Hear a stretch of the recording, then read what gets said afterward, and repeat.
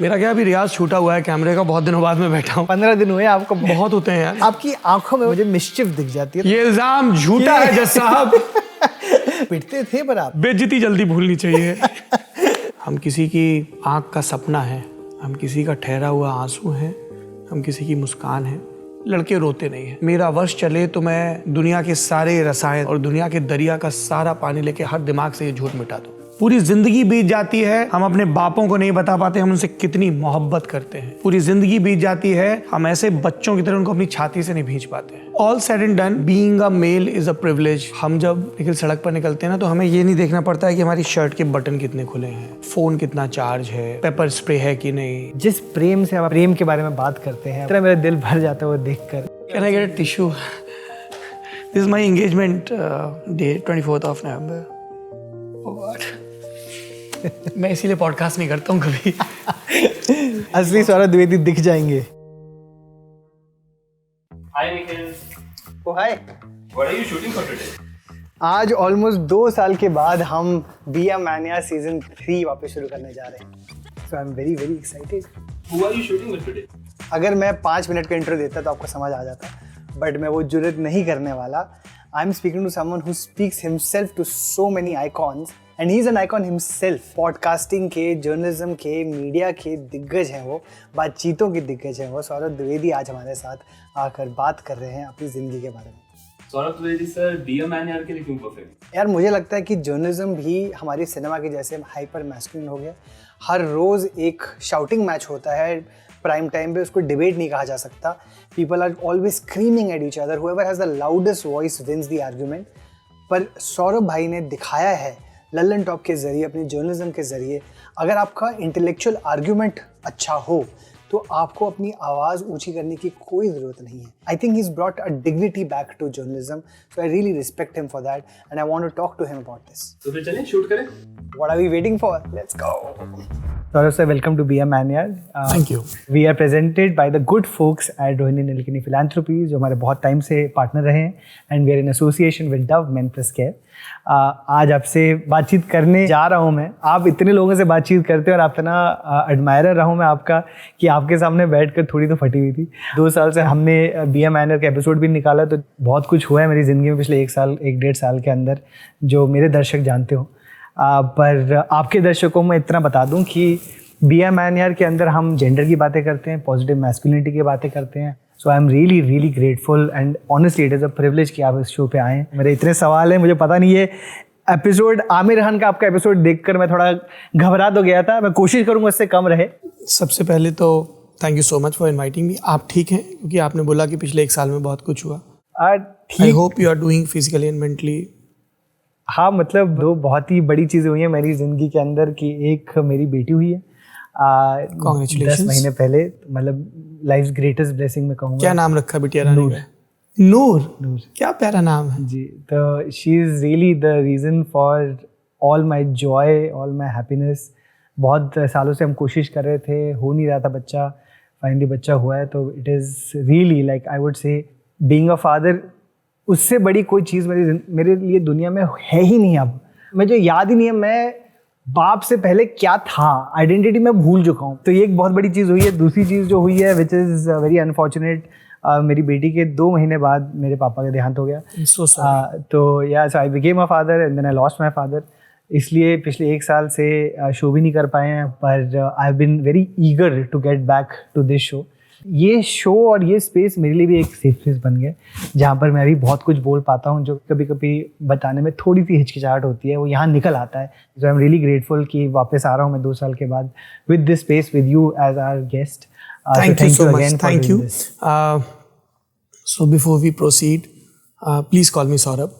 I'll be more comfortable. हालांकि काफ़ी वक्त तक मुझे लगता था कि घर वालों ने क्या नाम रख दिया है, क्योंकि सौरभ इतना कॉमन नाम है ना। हमारी क्लास में 4-4, 5-5 सौरभ हुआ करते थे, और इसलिए हमने ये इरादा किया कि हम जिन बच्चों के नाम रखेंगे अपने परिवार के, वो बहुत यूनिक से नाम होंगे ताकि उनको ये मसला ना आए। दूसरा, please convey my gratitude to Rohini Nilekani ji. बच्चों की शिक्षा के लिए उनका फाउंडेशन जो काम कर रहा है किताबों के स्तर पर, लर्निंग के स्तर पर, वो बहुत कमाल का है। हम लोग कुछ जैसे रामायण में गिलहरी की कोशिशें थी ना, वैसी कुछ कोशिशें अपने गांव में आसपास कर रहे हैं। तो उस क्रम में हमें उनके बारे में, उनके काम के बारे में और पता चला। So I have great respect and lot of gratitude for her, and so please convey my regards. No, same here. उन्होंने जिस लेवल पे हमें सपोर्ट किया है, ये शो उनके बिना हो ही नहीं पाता। रोहिणी नीलकनी फिलैंथ्रोपीज, उनकी टीम ने, रोहिणी मैम ने हमारे आइडिया को सुना और उन्होंने बहुत सपोर्ट किया, because of which we are able to do this. Thank you ma'am and thank you Nandan sir. You two are a rock star. Yeah. Beautiful sir. हम शुरुआत करते हैं एक गुरु एक सवाल का और जवाब हाँ दो। जी प्लीज पूछिए। मेरा क्या अभी रियाज छूटा हुआ है कैमरे का, बहुत दिनों बाद मैं बैठा हूँ। 15 दिन हुए आपको, बहुत दिनों बाद आप ऐसे बोल रहे हैं। बहुत होते हैं यार। मुझे बस इतना बताओ कि तुम्हारे भीतर से रोशनी के कौन से झरने फूटे जब तुमने बिटिया को गोद में लिया Noor? Tell me about it. क्या बात है, अभी आपने रिवर्स कर दिया ये शो को, जैसे आप करते हैं अपने। बेटियों का जिक्र आते ही मैं बदल जाता हूँ। मैं आपको सच बताऊं कि जब मुझे हमेशा से बेटी चाहिए थी और मेरे पास लड़के के लिए नाम भी नहीं था। मैंने पिछले 6-7 साल पहले एक नाम सोचा था। मुझे लगा था कि अगर मेरी ज़िंदगी में एक बच्चा आएगा और वो लड़की होगी, वो मेरी ज़िंदगी की रोशनी होगी और उसका नाम मैं रखूँगा नूर। नूर एक स्पिरिचुअल नाम भी है और मैं पंजाबी हूँ। गुरु ग्रंथ साहब के अंदर नूर, एक नूर से सब कुछ हो गया। बिल्कुल, रब का नूर भी होता है। जब पैदा हुई और हमने देखा पहली बार, पता चला लड़की है। एक तो मुझे बस यही याद है कि पहले तो सर मैं कराए, मतलब मैं इतना रो रहा था। मेरी वाइफ जो सर्जरी में थी वो बातें करी जा रही है डॉक्टर के साथ। क्या नाम है मैम का? डेजी। और डॉक्टर मुझे, नर्स को बोल रहे हैं कि भाई इनको प्लीज टिश्यू दे दीजिए, ये रुक नहीं पा रहे। मेरी बीवी बोल रही है कि मैंने बच्चा पैदा किया, I am okay, what is happening to you, but I just couldn't believe it. पहली बार मैंने बेटी को देखा, इट वाज लाइक अ, जैसे एंजल को देखते हैं ना, एक एथेरियल फीलिंग, एक ऐसी, मैं I couldn't believe it. I was, first of all तो मुझे ये नहीं विश्वास हो रहा था कि ये लड़की इतनी, मतलब मैं इतना सुंदर तो नहीं हूँ, ये इतनी कहाँ से सुंदर पैदा होगी। इट्स ओके, वो डेजी सुंदर है। हाँ, मानने वाली बात है, उसका लोड नहीं लेना। मतलब कि बच्चे सारे सुंदर होते हैं, but first time you see your child, you just are in awe. सारे बच्चे सुंदर होते हैं, अपने बच्चे थोड़े ज्यादा सुंदर होते हैं, वो तो है ही। बट उसके बाद से मतलब मेरा स्माइल नहीं खत्म हो रहा। She is really the angel of my life, मेरी जिंदगी का नूर है। अगर वो नहीं होती, जब मेरे पापा जब गए, आई डोंट थिंक हमारी फैमिली सर्वाइव कर पाती। और जिस मतलब इट हैपेंड वेरी, बहुत ही एक मतलब घटना हुई, हादसा हुआ हमारे साथ। और जिस तरीके से 40 days he was in the ICU, और बहुत ही मुश्किल समय था हमारे लिए। और वो थी, सॉरी, थैंक यू। तो I've gone through something similar, so I can relate more. वो थी मेरी मदर को भी उनसे साहस मिला, उनसे सपोर्ट मिली, and because of her and my wife who were both champions. मैं 3 महीने बाप का रोल निभा नहीं पाया उस टाइम पर, क्योंकि मेरे पापा हॉस्पिटल में थे। फिर फ्यूनरल हुआ, फिर सडनली आप ना आदमी बन जाते हो। BM मैंने, मेरे शो का नाम है, मैंने लिटरली देखा है बनते हुए मैन ऑफ द हाउस, कि सडनली पापा जाते हैं और बड़े बेटे पे जो आता है। Can I tell you something? जी। आपको एक फादर के तौर पे शायद ऐसे ही महसूस करना चाहिए कि आप 3 महीने अनुपस्थित रहे, एब्सेंट रहे। जी। But I can promise you, जब नूर बड़ी होगी ना, she will be very proud of the fact कि वो 3 महीने आपने अपने पिता की खिदमत में, उनकी सेवा में गुजारे हैं। बाकी तो साहब दुनिया का दस्तूर है, जब सर से छत जाती है तो हम ही छत बन जाते हैं। बिल्कुल, दैट्स हाउ इट वर्क्स। वही है। सो congratulations. I mean, I hope she brings joy. She is. I hope she makes this world a better place. मतलब मैं अपने बाद की जनरेशन से बहुत उम्मीदों से भरा रहता हूँ। मुझे वो लोग बहुत अनॉइंग लगते हैं जो, अरे एजेंसी तो ऐसे हैं, मेरे हमसे बेटर हैं, ज़्यादा बग फ्री हैं, ज़्यादा स्ट्रेट फॉरवर्ड हैं, ज़्यादा क्लैरिटी है। हसल के नाम पे वो अपने कंधों पे दूसरों की उम्मीदों की लाश नहीं ढोते हैं। So they are better than us. So I hope मैं तो मानता हूँ, बट मैं आपको ये जरूर बोलूँगा कि वो तो अभी कुछ भी करे, मेरे लिए तो वो बेस्ट ही होगी। Yes. चाहे वो दुनिया बदले ना बदले, मुझे कोई फर्क नहीं पड़ता। वो देखिए, मैं आपको बताऊं भाई साहब, दुनिया बदलने का कोई मैजिक फॉर्मूला नहीं है। दुनिया आपसे बस इतना चाहती है कि आप जैसे हो वैसे जियो। बिल्कुल, आप खुश रहो। दुनिया क्या, हम और आप दुनिया है ना, है ना। सबसे बड़ा रोग क्या कहेंगे लोग, लोगों की ऐसी तैसी, हम आप लोग हैं, हम आप खुश हैं, हमारी दुनिया आबाद है। तो वो खुश रहे अच्छी इंसान बने, उसके मैं सबसे इम्पोर्टेंट बस वही है। चलिए सर, मैं अभी आपकी बातें भी हो जाए थोड़ी, हमारी तो बहुत बहुत बातें हो गई। हमारे बक्सा है, हम एक सेगमेंट करते हैं अनबॉक्सिंग चाइल्डहुड, जिसके अंदर बचपन की कुछ यादें जुड़ी होती हैं। शायद कुछ ऐसी चीज़ें आपको दिख जाए जिनसे कुछ किस्से निकलें। सर प्लीज़ खोलिए, देखिए आपको ये बक्सा देख के एक तो सबसे पहले मुझे अपनी माँ की याद आ रही है, क्योंकि मम्मियों को ना जादू करना आता है जी। मतलब वो हमें बहुत बाद में पता चलता है दे आर मैजिशियंस। पापा लोगों को मेहनत करना आता है, मम्मियों को जादू करना आता है। और उनका जादू शुरू होता है उनके बक्से से, नानी के बक्से से जो चीज़ें निकलती हैं ना, दे मेस्मराइज। सो वाह तस्वीरें भी हैं जो हमको दिख गई, मिल गई कहीं। ये आज से 20 साल पहले की फोटो है। मेरी एक बहुत अच्छी दोस्त हुआ करती थी, अब वो बहुत बहुत अच्छी दोस्त है, बीवी भी है। तो वैसे बोलती थी तो ये गुंडा लुक है, दाढ़ी रखता था। She is like it. तो इसके पीछे एक शमशेर बहादुर की कविता का पोस्टर है, जिसमें एक लाइन आती है कि हाँ तुम मुझसे प्यार करो जैसे मछलियाँ लहरों से करती हैं जिनमें वे फंसने नहीं आती, जैसे हवाएं मेरे सीने से करती हैं जो गहराई तक दबा नहीं पाती। क्या बात, हाँ तुम मुझसे प्यार करो जैसे मैं तुमसे करता हूँ। क्या बात। Oh wow, straight out of Chambal. मेरा मादरे वतन, मेरी मातृभूमि। मैं 19 साल का रहा हूँगा, 19 साल का रहा हूँगा। ये कहाँ पे खींची गई थी फोटो? ये मेरा जो होम टाउन है उरई। हाँ। दुनिया में 3 शहर बहुत कमाल के हैं जी। दुबई, मुंबई या उरई। मैं उरई से आता हूँ, इस समय मुंबई में रिकॉर्डिंग कर रहा हूँ। तो मुझे अब उरई के बारे में कुछ बताइए कि उरई के अंदर बचपन कैसा गुजरा आपका, और वैसे कैसे गुजरता है?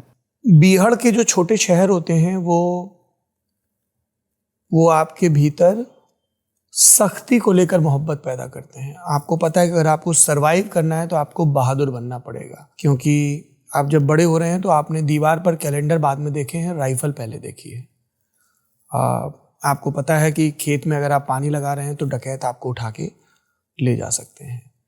आपको पता है कि जो झगड़े होते हैं वो आन बान शान के झगड़े होते हैं और उसमें लोहा यानी कि वेपन इस्तेमाल होता है।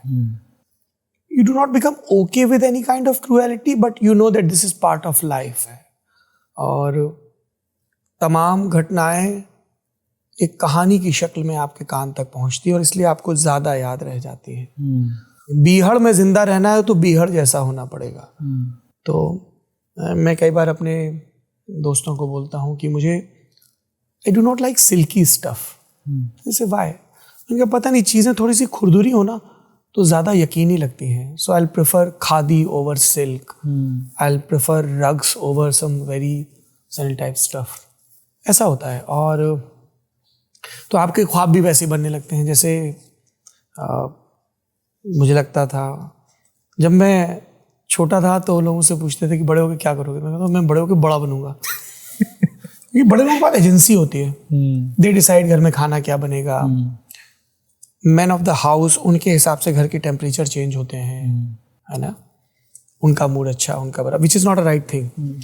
और when I was growing up I wanted to be like my father and I hope that he is still proud of me. हालांकि उन्होंने कभी कहा नहीं। तो छोटे शहरों में क्या होता है निखिल कि वो जो गाना है ना, आंखें भी होती हैं दिल की ज़बां, वो शायद छोटे शहर के पापाओं के लिए लिखा गया है, क्योंकि वो ज़्यादा बोलते नहीं हैं। तो मेरे और मेरे पापा के बीच 3 वाक्य की बातचीत होती थी साल में, अधिकतम 3 बार। पहला, कैसे हो, ठीक है। दूसरा, पढ़ाई कैसी चल रही है, ठीक चल रही है। तीसरा, किसी चीज़ की ज़रूरत तो नहीं है, नहीं, ख़त्म। तो जो मैं आपको बता रहा था ना, एक किस्म की सख्ती, एक किस्म का खुरदरापन, तो ऐसा होता है छोटा शहर। वो आपको दुनिया के लिए थोड़ा ज़्यादा तैयार कर देता है। और एक जो बड़ी अच्छी चीज़ होती है उरई जैसे शहरों की, वो ये है कि संस्कृत का एक शब्द है विस्मय, बिविल्डर्ड, उसका इर्द गिर्द का है। आपकी आंखों में विस्मय भरा होता है, क्योंकि जो कुछ भी आपके सामने घट रहा है वो आपको लगता है अरे ऐसा भी होता है। जैसे आप पहली बार ट्रेन में बैठे तो अरे इतनी बड़ी लोहा गाड़ी, आपने पहली बार पॉपिंस खाई, तो अरे ऐसी कंपट बोलते हैं हमारे यहाँ लोकल टॉपिक, तो अरे रंग बिरंगी कंपट भी होती हैं। तो आप बड़े शहरों में गए तो हर चीज़ विस्मय की तरह आती है। एंड विस्मय के साथ अगर आप सहज हो जाएं, दोस्ती कर लें, तो जॉय आता है। कुछ पॉपिंस की आपने बात की, शायद पॉपिंस भी यहाँ पर हो। ये फोटो भी मुझे बहुत पसंद है। ये मेरी सारी बहुत फेवरेट फोटो निकाली है आपने। ये मेरी बहुत अच्छी दोस्त हैं guys, and she also happens to be my wife. आप हमेशा ऐसे ही बोलते हैं उनके बारे में और मुझे इतना अच्छा लगता है, हर बार आप ऐसे इंट्रोड्यूस करते हैं। This is my engagement day 24th of November। Oh God। मैं इसीलिए पॉडकास्ट नहीं करता हूँ कभी। या सो असली सौरभ द्विवेदी दिख जाएंगे। हाँ, ये मेरी बहुत अच्छी दोस्त हैं। तो और दुनिया को, सो कॉल्ड समाज को ये गवारा नहीं था कि हम शादी करें, क्योंकि हमारी जात अलग अलग है। या बट वी डिड। पेरेंट्स हमारे राजी थे, उनको मनाया हमने। माता पिता के बिना कुछ नहीं करना है, बिल्कुल, क्योंकि वो हमें इस दुनिया में लेकर आए हैं। और ऐसा नहीं है कि उनका कहा सब सही होता है, मतलब बहुत आपके वैचारिक मतभेद होते हैं उनसे अलग अलग चीज़ों को लेके, बट उन सब के ऊपर, जैसे हमारे ऊपर आसमान की छत है ना जी, माता पिता के लिए हमेशा बहुत सारी कृतज्ञता रहती है सर में। तो वो राजी थे और तब मैं मूछें रखता था। और या ये एमफिल की पढ़ाई कर रही थी। She has specialization in West Asia, तो इन्होंने इंटरनेशनल रिलेशंस की पॉलिटिक्स की पढ़ाई की है। चंडीगढ़ की फ़ोटो है, मैं वहाँ काम कर रहा था, इन्होंने काम किया, फिर ब्रेक लिया, फिर पढ़ाई आगे बढ़ाई। तो हम, मतलब हमारी एंगेजमेंट हुई, हमने खाना खाया, फिर इधर जाके कॉफ़ी पी कुछ दोस्तों के साथ, और फिर मैं उसको ट्रेन में बिठा के I to go to office next day. तो वो कहाँ वापस गए? दिल्ली? वो दिल्ली वापस आई थी, मैं चंडीगढ़ में था। और ये फ़ोटो है जब मैंने IMC में टॉप किया था, जहाँ जर्नलिज्म की पढ़ाई की। जी, तो आई गॉट फर्स्ट रैंक। पीछे ये जो नहीं दिख रहे हैं वो राजदीप हैं। तो राजदीप भी वहाँ पे स्पेशल गेस्ट थे। तब से आपको जानते हैं?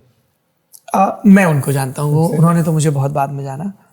सो ये इसने मुझे थोड़ा सा वापस से कॉन्फिडेंस दिया था कि आई एम वर्थ समथिंग। मतलब कुछ कैश मनी भी मिलती है। तब हमारी फैमिली के लिए फाइनेंशियली एक बहुत मुश्किल फेज था ये। तो या and this day my best friend Gunjan, she gifted me, एक ऑथर है मुझे बहुत पसंद है, रामचंद्र गुहा। तो उनकी किताब आई थी जो उन दिनों में बहुत महंगी लगती थी, इंडिया आफ्टर गांधी जी।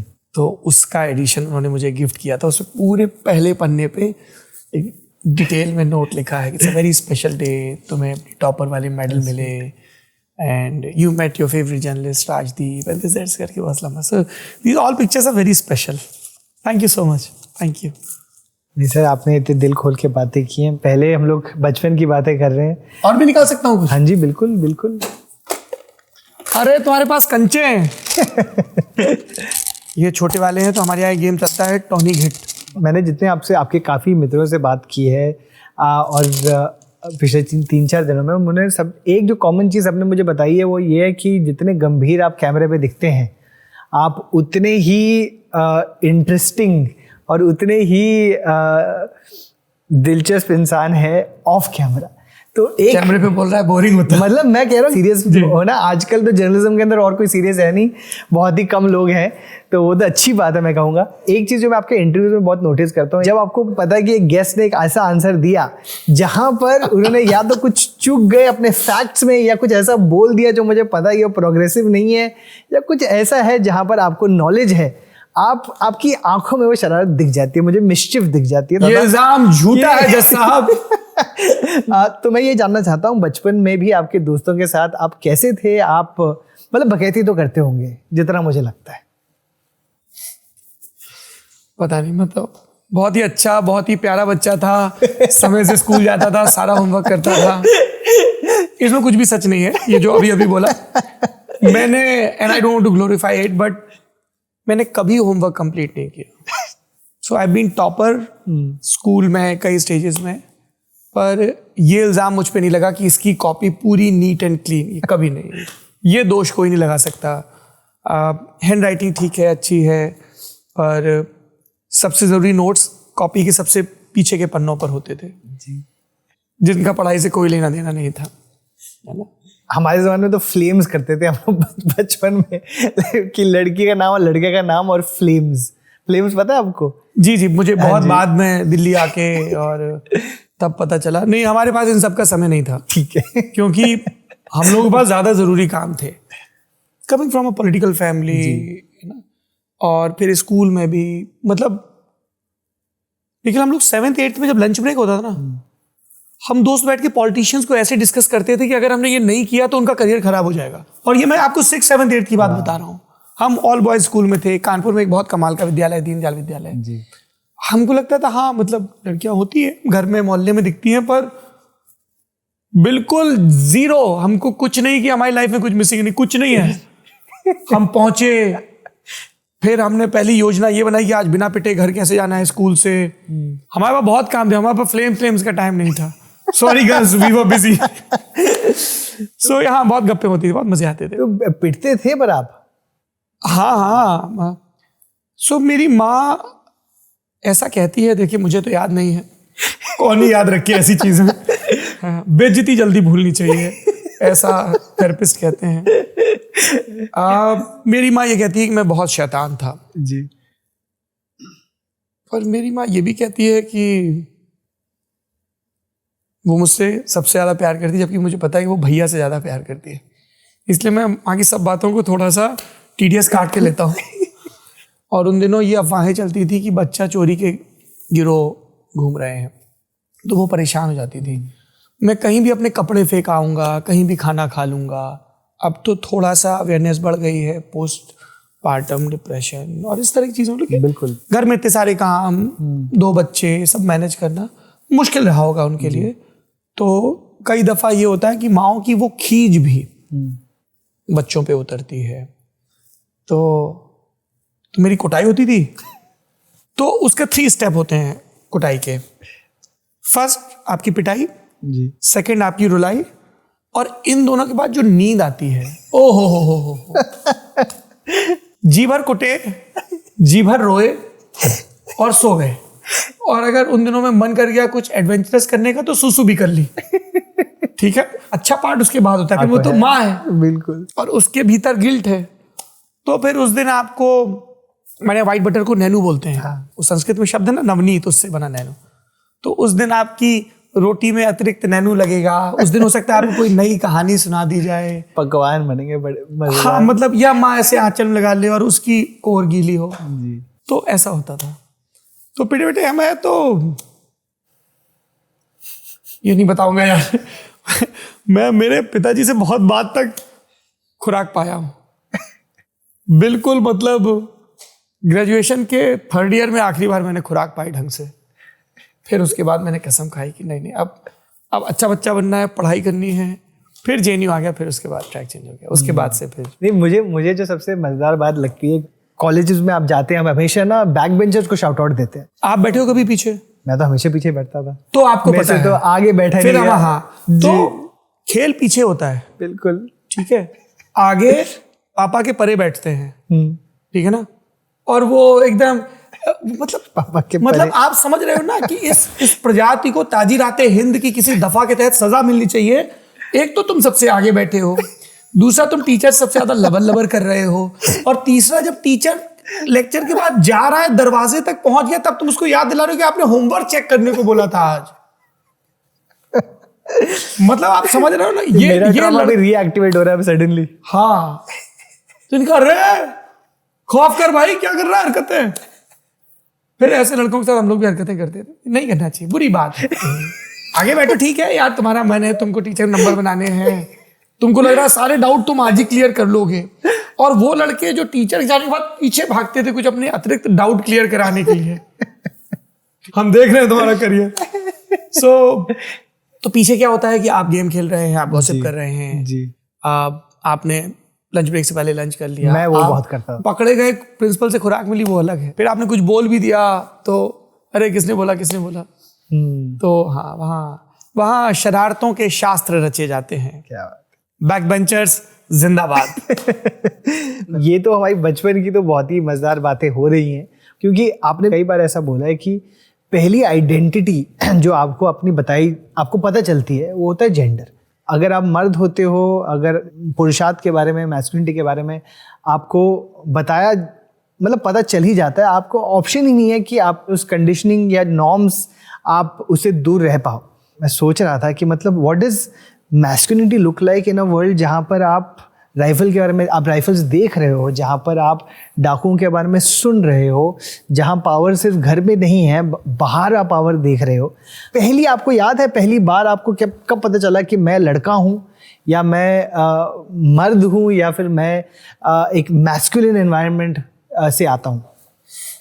देखिए, न्यूटन का जो चौथा नियम है, जो न्यूटन पब्लिश करना भूल गए थे, वो ये है कि पिट के नहीं आना है। जी, ठीक है। तो जब आपको पहली बार ये बताया जाता है कि पिट के नहीं आना है, तो आपको समझ में आ जाता है कि साहब घर में बाहर आपकी इज्जत का सूचकांक, सेंसेक्स, इससे तय होगा कि पिट के नहीं आए। हाँ, पीट के आओगे तो घर पे कम पिटोगे। दूसरा जिससे मैं कतई सहमत नहीं हूं, वो ये है कि लड़के रोते नहीं हैं। ये दुनिया का इतना खौफनाक झूठ है, ये इतनी दफा दोहराया गया है कि मेरा वश चले तो मैं दुनिया के सारे रसायन, सारे केमिकल्स और दुनिया के दरिया का सारा पानी लेके हर बोर्ड से, हर दिमाग से ये झूठ मिटा दूं। हम बोलते बाद में, हमारी वाचा बाद में खुलती है, हमारी देह हमसे पहले बोलती है निखिल। और अगर हमारी देह को स्ट्रेस लग रहा है तो वो अपने आप को एक्सप्रेस करती है थ्रू टीयर्स। इसीलिए मुहावरे हैं कि रोने के बाद जी हल्का हो जाता है। जी, मतलब वो केमिकली भी वो वैसा ही है। पर हम लोगों को बार बार कहा गया कि मजबूत होने का पहला नियम है कि रोते नहीं है, and I do not subscribe that. बहुत छोटी छोटी चीज़ों पे आपको वो जेंडर समझ में आता है। स्कूल में, कॉलेजेस में एक टाइम तक तो ऐसा होता है ना कि सब एक जैसे झबले टाइप के कपड़े पहन रहे हैं, 1 साल, 1.5 साल, 2 साल तक। ये अभी हुआ है कि बाजार की वजह से कि गर्ल्स पिंक पहनेंगी, लड़के ब्लू पहनेंगे, ऐसा कुछ नहीं था, वो झबले टाइप के सब कपड़े। तो वहाँ से फिर आपको थोड़ा सा जेंडर समझ में आना शुरू होता है। और I don't want to normalize it, पर वेपन्स का पापा पिस्टल कैरी करते हैं। कोल्ट की निहायत ही खूबसूरत दादाजी के पास थी। जब दादाजी गुजरे तो वो पिताजी के पास आई। सब beautiful, and I am not, ये हमारी नेसेसिटी भी है। पर ये बिल्कुल वैसा है कि मेरे पापा किताबें पढ़ते हैं, मेरे पापा बाइक चलाते हैं, तो मेरे पापा ये सब करते थे, पर उनके सिरहाने हमेशा पिस्तौल होती थी। सेफ्टी के लिए होती थी सब। जी बिल्कुल। आप आ रहे हो, जंगल है, बीच में एक नाला है, लूट होती है, रात बिरात आ रहे हो, खेत में हो, ठीक है, 10 तरह के, ये मैं 80s की 90s की बात कर रहा हूँ। तो वो अपने सेल्फ प्रोटेक्शन के लिए, इसी गवर्नमेंट लाइसेंस भी आपको इसीलिए देती है जी। और अब तो बैन है, पहले हर्ष फायरिंग होती थी। कि हमारे यहाँ क्या होता है ना कि कारतूसों का व्यवहार होता है। जैसे अभी क्या है कि जब मैं नूर से, डेजी से पहली बार मिलूंगा, है ना, तो मैं फर्स्ट करिए आपके घर आता हूँ, तो मैं कुछ फ्लावर्स लेके आऊँगा। मैं निशिगंधा लाऊंगा, कुमुदनी जिसको लिली बोलते हैं वो लाऊंगा, मैं नूर के लिए कुछ टॉयज लाऊंगा, कलर बुक्स लाऊंगा, राइट जी। हमारे यहाँ क्या होता है कि जैसे हमारे घर में बच्चा हुआ और फिर वो गांव में प्रोसेशन निकल रहा है और आपके दरवाजे पर पहुंचा, तो आपने राइफल या डबल बैरल निकाली और फायर किए हवा में। तो आपने 5 फायर किए, तो आपका 5 फायर का व्यवहार मेरे ऊपर चढ़ गया। तो आपके घर कोई बारात है, उसका प्रोसेशन निकल रहा है, तो हम 5 या 6 फायर करेंगे। तो ऐसे मतलब अलग अलग व्यवहार होते थे, पर यह भी होता था कारतूसों का। तो ये बड़ा नॉर्मल था मतलब। और टचवुड हमने कभी ये भी नहीं देखा कि अरे उनके यहाँ गोली चल गई तो बच्चे को नहीं, सेफ डिस्टेंस पे टंगे होते थे। बट मुझे आप ये बताइए कि जब आप इस वातावरण में आप बड़े हो रहे हैं, आपको क्या पता है कि मुझे कैसे होना है? क्योंकि वैसे ही हम पे, जैसे आपने खुद ही कहा हुआ है कि आपको मैथ वगैरह में इतना शौक नहीं था, फिर भी आपको बीएससी करनी पड़ी। ट्रॉमा है मुझे। आज भी सपने आते हैं कि मेरा मैथ्स का एग्जाम है 12th का और मैं क्या ही होगा मेरा। आज भी कई दफ़ा तो मेरा मन करता है, और शायद मैं करूँ भी, कि एक बार मैं पीठ टिका के 9th, 10th, 11th, 12th की मैथ्स एक टीचर लगा के पढ़ लूँ, R D Sharma, P Das Gupta पूरी सॉल्व कर लूँ, रेसलिंग हॉलिडे वाली फिजिक्स एक बार कर लूं, है ना, HC Verma concept of physics वापस से पढ़ लूं, एक बार केमिस्ट्री निपटा लो, I am done with it, हो गया भैया, मुझे मुक्त करो, मैं नहीं जीना है। जैसे मैंने कहा आपसे कि मैं काफ़ी देश घूम चुका हूँ, काफ़ी कॉलेजेस जा चुका हूँ, मेरे को बार बार यही सुनने को मिलता था लड़कों से कि हमारी ज़िंदगी तो ऐसा लगता है कि जैसे रिटर्न ऑन इन्वेस्टमेंट पे ही चल रही है। जितना पेरेंट्स ने डाला है हम पे, हमको उतना कमा कर उनको दिखाना है, चाहे उनको चाहिए ना चाहिए वो अलग बात होती है। If you are the only person in the house whose earning, then of course आपको कंट्रीब्यूट करना। तो वो एक रहता ही है प्रेशर, एक बर्डन रहता ही है। ऊपर से उस समय ऐसी कोई चीज़ें आपके अंदर आई जो आपको शायद अब लग रहा है कि वो शायद गलत थी, या विश मेरे पास ये एनवायरनमेंट होता और मैं ऐसा बन पाता। तो मैंने अब तक आपको जो बताया ये कहानी का आधा हिस्सा है जी। कहानी का दूसरा हिस्सा ये है कि मेरे पिताजी को ये पता था कि अगर ये गांव और शहर में रह गया तो ये ऐसा ही हो जाएगा। इसलिए उन्होंने, मैं 4 साल का था तब से अपनी माँ से दूर रहता हूँ पढ़ाई के वास्ते। वो गांव में थी, मैं शहर में था, ताऊ जी के पास रहता था। और जब मैं 7 साल का हूँ तब उनसे 100 किलोमीटर दूर फिर कानपुर में बुआ जी के पास रह के पढ़ा। And then I happen to study in very good schools, Saraswati Shishu Mandir में, फिर दीनदयाल विद्यालय में। और वहाँ पे जाके समझ में आया कि इज्जत इस बात से नहीं है कि तुम्हारी कमर पे जो लोहा लगा है वो कैसा है। इज्जत इस बात से है कि तुम पढ़ाई में कैसे हो, साहित्य के प्रति, संगीत के प्रति, संस्कृति के प्रति तुम्हारी समझ कैसी है। जब तुम बोलते हो तब लोग तुम्हें मंत्र मुग्ध होकर सुनते हैं क्या। तो वो आपको जब वो वाला हाई समझ में आने लगता है ना। मैं आपको ये बताऊं कि जब पहली बार मैं बॉस्टन में MIT की मीडिया लैब में गया तो मैंने कैसा एक्सपीरियंस किया, या जब पहली बार चॉम्स्की का कोई आर्टिकल पढ़ा, या हटिंगटन को पढ़ा, कुछ भी, या JNU गया कैसा, तो वो दोनों चीज़ें हैं वो जी। हाँ, जब पहली बार आप भैरवी सुनते हो, भैरव सुनते हो, फिर आपको समझ में आता है कि ये शुद्ध है, ये ये तीव्र है, ये कोमल है, तो वो भी है। बिल्कुल। बिल्कुल। एक आपने ना काफ़ी अगेन आपने बहुत बारी ये जिक्र किया है कि एक जजमेंट होती है जब बचपन में आप खुद भी करते हैं और शायद देखते भी हैं आसपास। अभी आप खुद कह रहे हैं कि आप ओराई से गए हैं कानपुर, कानपुर के बाद आप गए हैं दिल्ली। आपने 2 चीज़ मैं जानना चाहूँगा कि एक आपके अंदर कोई डिस्क्रिमिनेशन थी जो एज अ बॉय आपको अनलर्न करनी पड़ी, और दूसरी कोई ऐसी डिस्क्रिमिनेशन आपके साथ हुई है जो आपको झेलनी पड़ी। All said and done, being a male is a privilege in our times, है ना। हम जब लेकिन सड़क पर निकलते हैं ना तो हमें ये नहीं देखना पड़ता है कि हमारी शर्ट के बटन कितने खुले हैं, फ़ोन कितना चार्ज है, पेपर स्प्रे है कि नहीं, कौन हमें गंदे लुक दे रहा है, कैट कॉलिंग। हमारे साथ ये नहीं होता है। आपको ये सारी चीज़ें अनलर्न भी करनी होती, पर पुरुषों के लिए थोड़ा सा आसान होता है। And I am not being anti man here, but हाँ, क्योंकि जब आप लड़कियों से बात करते हो ना, आपकी दोस्ती होती है, तब आपको समझ में आता है यार इनकी फाइट तो बहुत ज़्यादा है, बहुत बहुत ज़्यादा है उनकी फाइट।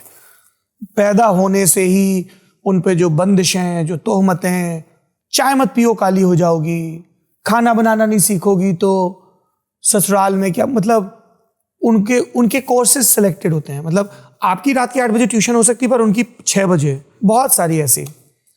तो जब मैं उनकी दुनिया देखता हूँ तो हमें लगता है कि हमारी असल कुछ काम है। भाषा के स्तर पर होता है, क्योंकि आप बुंदेली बोल रहे हो, फिर कानपुर में गए, वहाँ पे खड़ी बोली बोली जा रही है, तो ले उसे लीजिए पे आना, फिर आप दिल्ली विली आते हो तो फिर अंग्रेज़ी, कैसी अंग्रेज़ी बोल रहे हो, और आपके उच्चारण दुरुस्त हैं कि नहीं, आपके प्रोपोजिशंस ठीक हैं कि नहीं। तो भाषा के स्तर पर थोड़ा बहुत लगा, पर हमको ये चीज़ समय रहते समझ में आ गई थी कि 2 ही विकल्प हैं जीवन में।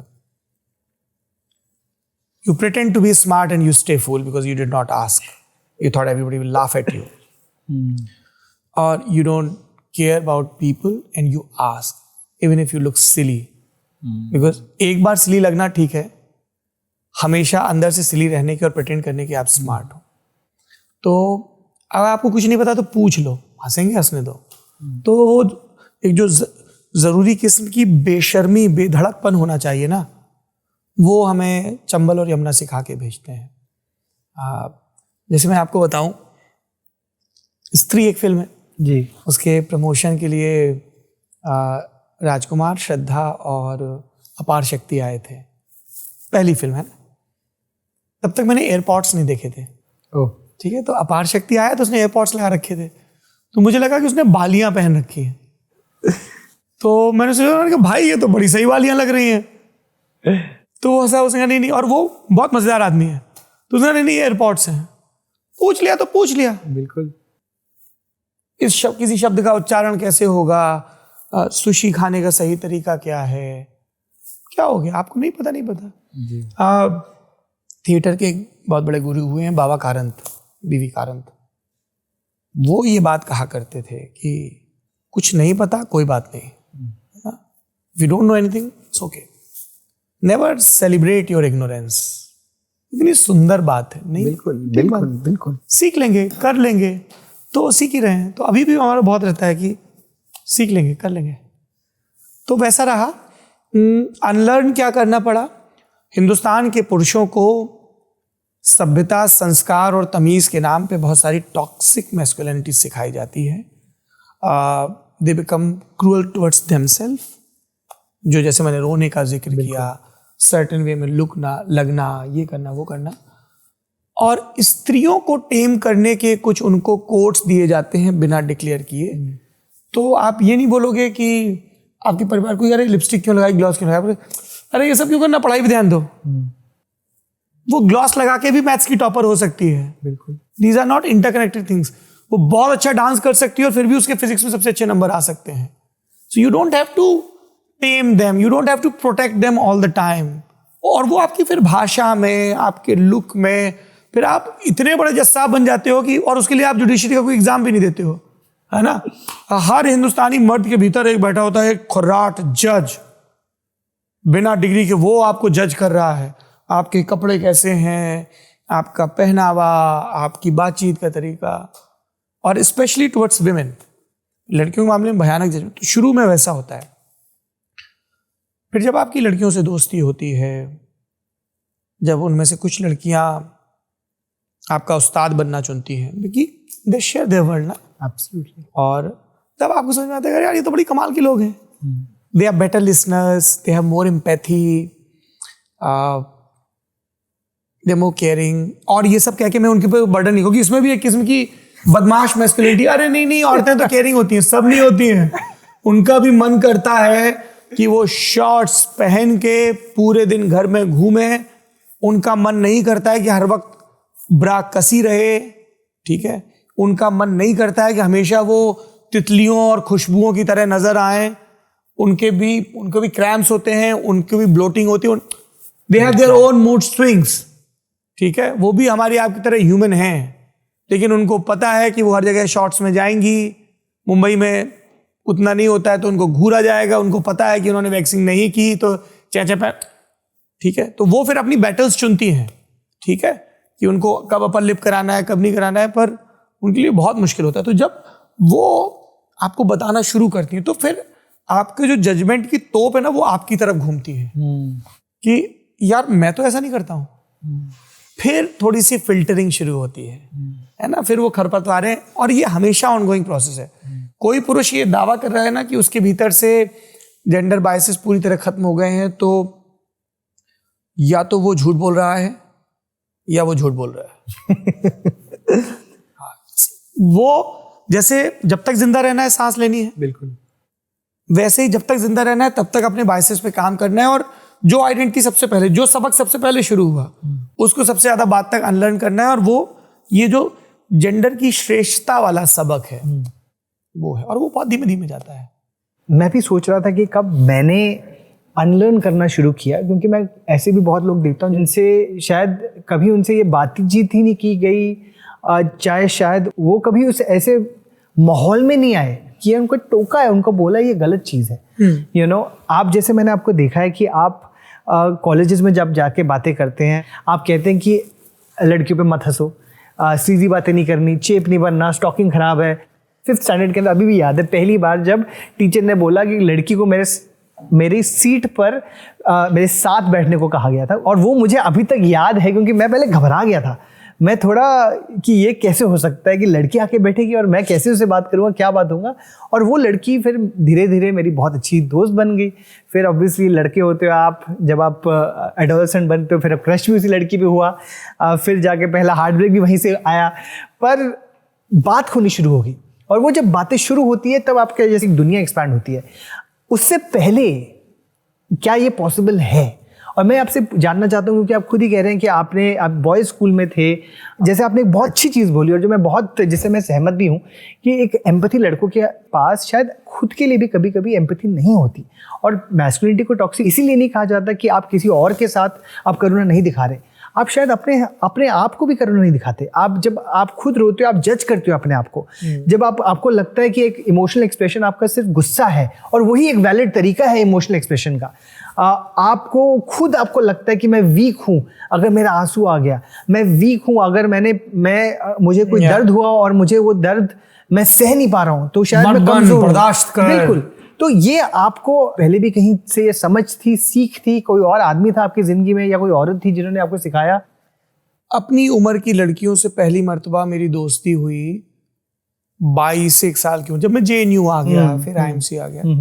अब क्या है कि मेरे अपनी एज के बहुत कम दोस्त हैं, एक दो चार ही हैं। पहली मर्तबा मुझे ये जो अपने प्रति क्रूर होना और दूसरों के प्रति क्रूर होना ये समझ में आया। मेरी एक टीचर है, she never taught me formally, और मैं अभी भी उनके टच में हूँ। जितनी दफ़ा मिलता हूँ, मतलब मैं अपना माथा उनके पाँव पे रख दूँ तो कम है। क्या नाम है उनका? अपर्णा नाम है उनका। Aparna ma'am, I love you and thank you so much for what all you did for me and in my most crucial years. Thank you मेरी आंखों में सपने बोने के लिए। Thank you मुझ पे तब यकीन करने के लिए जब मेरा घर, मेरी दुनिया, किसी को एतबार नहीं था मुझ पे। मुझसे वो 10-12 साल बड़ी होंगी, तो मैं जब 18-19 साल का, तो वो 17-18-19 साल की। सुनना, टीनेजर को, यंगस्टर, क्या कोई सुन ले कि मैं क्या महसूस क्या कर रहा हूँ, मैं वल्नरेबल हो सकूं, मैं रो सकूं जिनके सामने। उनसे मिलने के बाद मुझे समझ में आया कि सुनने की ताकत क्या होती है। हम और आप कम्युनिकेशन बिजनेस में हैं। अगर सामने वाले को लग रहा है ना कि आप पूरी एम्पैथी के साथ सुन रहे हो, दे ओपन अप, है ना। दूसरा, मुझे लगता है कि पुरुषों को ना बहुत कॉन्शियसली मेहनत करके ताकतवर स्त्रियों की संगत पाने की कोशिश करनी चाहिए। स्ट्रॉन्ग हेडेड विमेन, क्योंकि वो आपकी हाँ में हाँ नहीं मिलाएंगी, वो आपसे हमेशा नोनू सोनू वाली गल्ला नहीं करेंगी, वो आपसे डिफर करेंगी और रीजन देंगी। मैं बहुत खुशकिस्मत हूं कि मेरी पत्नी और मेरी कुछ एक बहुत प्रगाढ़ दोस्त हैं, वो अगर ओके कर दें तो मेरे को लगता है हाँ मैंने जीत ली महाभारत। वो कमबख्त राजी ही नहीं होती हैं। पूरी दुनिया कह रही भाई ये बहुत अच्छा है, बहुत अच्छा, बोलते हैं हाँ अच्छा ठीक है, हाँ ठीक है। तो मुंबई में मेरी एक ऐसी दोस्त है, दिल्ली में ऐसी एक दो दोस्त हैं। अपर्णा मैम से वो सिलसिला शुरू हुआ। वो क्या पढ़ाती थी आपको? वो हिंदी की, हिस्ट्री की टीचर थी। मैं साइंस का स्टूडेंट था और हम एक कोचिंग सेंटर में जाते थे कंपटीशन की तैयारी करने के लिए। तो वहाँ पे वो थी, वहाँ बातचीत होने लगी। फिर उन्होंने बताया कि तुम ना दिल्ली में एक जगह है, फाइनेंशियली हमारी स्थिति उस समय ख़राब थी बहुत, वहाँ जो पढ़ने बच्चे उनको स्कॉलरशिप भी मिलती है। तो she told me about JNU। तो फिर लिटरेचर के बारे में बात, क्या पढ़ रहे हो, अच्छा ये पढ़ लो, अपनी लाइब्रेरी से किताबें दे देना। फिर मैंने कुछ लिखा तो उसको डिस नहीं करना, हाँ बहुत अच्छा है, इसको ऐसे भी कर सकते हो, वैसे भी कर सकते हो। उन्होंने हमारे यहाँ हमारी पीढ़ी तक बर्थडे मनाने का कंसेप्ट नहीं है था, कोई रीज़न नहीं उसका, बस हाँ ठीक है क्या ही है। तो पहली बार मुझे मेरे जन्मदिन पे तोहफा उन्होंने दिया। मैं 18-19 साल का रहा हूँ। तो उन्होंने मुझे एक डायरी दी और एक पेन दिया और उस पर लिखा, तुम्हारी नई दोस्त, इस पर तुम अपनी उपलब्धियां दर्ज करना। उपलब्धियां और तजुर्बे। I still have that diary. Beautiful. या हमारे उस्ताद कहते हैं निखिल कि दुनिया में तुम्हारी अकल उतनी जितनी तुम्हारे सबसे उम्र दराज दोस्त की तबीयत और तजुर्बा, और दुनिया में तुम्हारा हौसला और उत्साह उतना जितना तुम्हारे सबसे नौजवान दोस्त का क्या बात। हौसला। तो जब आप बुजुर्गों की संगत में रहते हो तो उनको आपको विजडम मिलती है। जब आप नौजवानों की संगत में होते हो तो आपके अंदर बहुत ऊर्जा आता है, कर लेंगे, फुर्ती आती है। साइंस ये कहती है ज्यादातर केसेस में that you can not do time travel. कुछ लोग ये कहते हैं कि नहीं, टाइम और स्पेस है, ऐसा है वैसा है। मुझे ऐसा लगता है कि मैं जितनी दफा उन लोगों से बात करता हूं जो मुझे बचपन में मिले, है ना, एक फेज में, मैं अपर्णा मैम से बात करता हूँ ना, इतना सब कुछ हो गया है लाइफ में, मैं 18-19 साल के उस बच्चे की तरह बिहेव करता हूँ। तो आई विल कॉल हर, शील से कैसे हो, मैं ठीक हूँ, क्या पढ़ रहे हो, तो मैं बहुत उत्साह से बताऊंगा टू इम्प्रेस हर कि अरे आपको पता है मैंने ये पढ़ा, वो पढ़ा, ऐसा वैसा, और मैं यहाँ लेक्चर देने गया, मुझे ये no, she is very happy. मैं आज भी अपनी माँ के पास जाता हूँ ना, तो मैं भूल जाता हूँ कि मैं 42-43 साल का आदमी हूँ। मम्मियों से बहुत अलग किस्म की खुशबू आती है, और दुनिया के सारे परफ्यूम एक तरफ, जो मम्मियों से खुशबू आती है ना, क्योंकि वो कंफर्ट की खुशबू है, वो न्यूट्रिशन की खुशबू है। और आप अपनी माँ को जब गले लगाते हो ना, तो आप सिमट कर इत्ते से हो जाते हो। बिल्कुल, है ना। तो मैं अभी भी जाऊंगा तो वैसे माँ से लिपट जाऊंगा, और वैसे ही हम लड़ेंगे झगड़ेंगे। सो या इसीलिए मुझे लगता है कि विमेन, आई मीन, बिकॉज उनके लिए सर्वाइवल इंस्टिंक्ट है जी, उनको टचेस के बारे में पुरुषों से थोड़ा ज्यादा पता होता है कि आप कैसे उनको स्पर्श कर रहे हो। और अगर आपकी दोस्त वो आपको ऐसे ऐसे हक कर रही है ना, इसका मतलब दे ट्रस्ट यू, है ना, इन सब। तो फिर आपके जब दोस्त बनते हैं तो आप वो सारी चीजें भी देखते हो, फिर then they share things with you, so you become more human, and then they tell you that it's okay, you can cry, it's okay, you can tell, it's okay, you can share, and then you start finding same kind of men as well.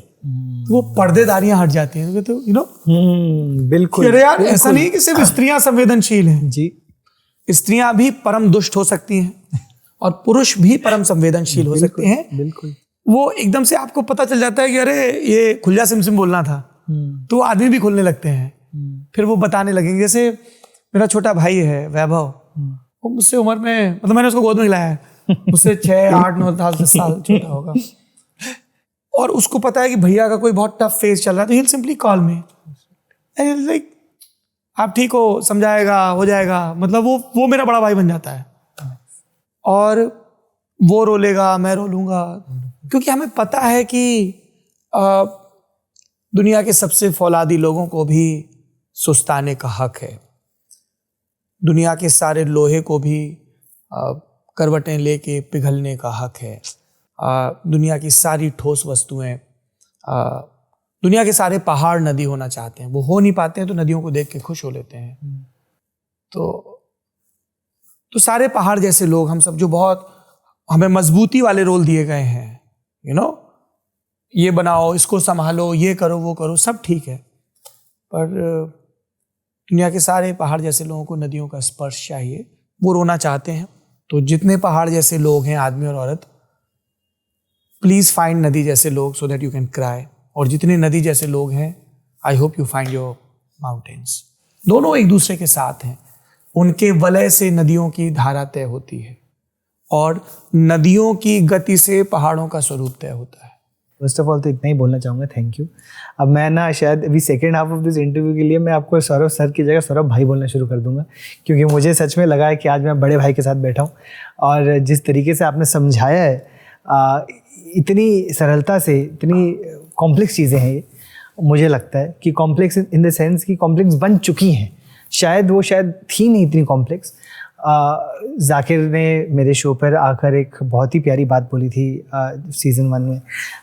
मैंने उनसे पूछा था कि आपकी दोस्तों, आपकी बहुत मित्र लड़कियां हैं, आपकी बहुत अच्छी फ्रेंडशिप है लड़कियों के साथ, तो कैसे होती हैं फ्रेंडशिप? और उन्होंने कहा था कि the only way to become good friends with someone of another gender is कि अगर आप अपने अंदर का आदमी हटाकर बाहर बैठें और वो अपने अंदर की औरत हटाकर बात बैठें, और अब दो इंसानों जैसे बात करो। और तभी जाके आप किसी के साथ असल में दोस्त बन पाओगे। और वो मुझे लगता है सबसे ही मुश्किल बात हो गई है आजकल के ज़माने के अंदर, कि जहाँ पर आपको सिर्फ जेंडर ही दिखता है। पर लड़कों को मैं बहुत कोशिश करता हूँ सुनने की और समझने की। एंड्रयू टेट जैसे लोग आगे जो लड़कों को बोलते हैं कि एक्चुअली आप, अगर आपको ज़िंदगी में दुख है, परेशानी है, अगर आपको लोनलीनेस है, अगर आप अकेलापन महसूस करते हैं, तो उसका कारण यह है कि लड़कियां आपके साथ दोस्ती नहीं करना चाहती, लड़कियां आपके साथ बातें नहीं करना चाहती। ऐसी बेहुदा बात है, वही तो बात है। वो कहते हैं कि आप सब्जुगेट करके रखो लड़कियों को, तभी जाकर आप आगे ज़िंदगी में एज अ मैन आप अल्फा बन पाओगे, आप अपने आप को आदमी कहला पाओगे। ये बातें हो रही हैं और ये कॉलेजेस के अंदर बोली जाती हैं। आपने भी सुना ही होगा एक मेल लोनलीनेस एपिडेमिक के बारे में। इसके ना दो तरीके से सोचा जाता है इसके बारे में। एक है आप एम्पैथी से, करुणा से सोचे तो कि हाँ, लड़कियों को हमने बोला है कि आप सिर्फ नर्चर नहीं हो, आप प्रोवाइडर भी हो सकते हो। और कुछ सब सेक्शंस ऑफ सोसाइटी के अंदर ये पॉसिबल हो गया है कि लड़कियां नर्चर भी करती हैं और प्रोवाइड भी करती हैं। वो चूज़ करती हैं, अगर उनको इंडिपेंडेंट कमाना है, पैसा कमाना है, इंडिपेंडेंट रहना है, अगर उनको बच्चे करने हैं, नहीं करने, किचन में जाना है, नहीं जाना है, वो उनका डिसीजन, उनकी चॉइस है। पर लड़कों को ये चॉइस अभी भी नहीं दी गई कि आप प्रोवाइडर ही नहीं, आप नर्चरर भी हो सकते हो। हाँ यार, तो ये तो एक गड़बड़ी है। तो ये एक तरीका सोचने का। दूसरा तरीका जो आजकल मतलब क्रिटिसिज्म भी दिया जाता है मेल लोनलीनेस एपिडेमिक का, वो ये है कि आप आदमी कब अकाउंटेबिलिटी उठाएंगे कि आप ही ने दुनिया बनाई है, आप ही हो दुनिया के अंदर जो आप ताकतवर की बात कर रहे हैं, आप ही हैं दुनिया के अंदर जो दुनिया चलाते हैं। Power is concentrated among men, so why is it so difficult for men to break this? क्यों लोनली हो आप खुद ही साइकिल को ब्रेक कर सकते हो, क्यों नहीं ब्रेक कर रहे? क्योंकि मैं यंग लोगों के साथ बहुत समय बिताता हूँ, मैं समझ पाता हूँ कि शायद किसी ने उनसे बात ही नहीं की कि कैसे हम बोले लड़कों को कि आपके अंदर भी नर्चरिंग जो क्वालिटी है वो एक्सेस करने की क्षमता होनी चाहिए। अगर आपके पास सर कोई एडवाइस है, भाई कोई एडवाइस है आपके पास कि किस तरीके से हम दोस्ती करें, लड़के दोस्ती लड़कियों के साथ, और या ऐसे लड़कों के साथ जिनके साथ उनको बैठ के रोना आ पाए? मैं इस मामले में खुश नसीब हूँ कि मेरी ज़िंदगी में ऐसे पुरुष हैं जिनके सामने मैं रो सकता हूँ और जो मेरे सामने रो सकते हैं।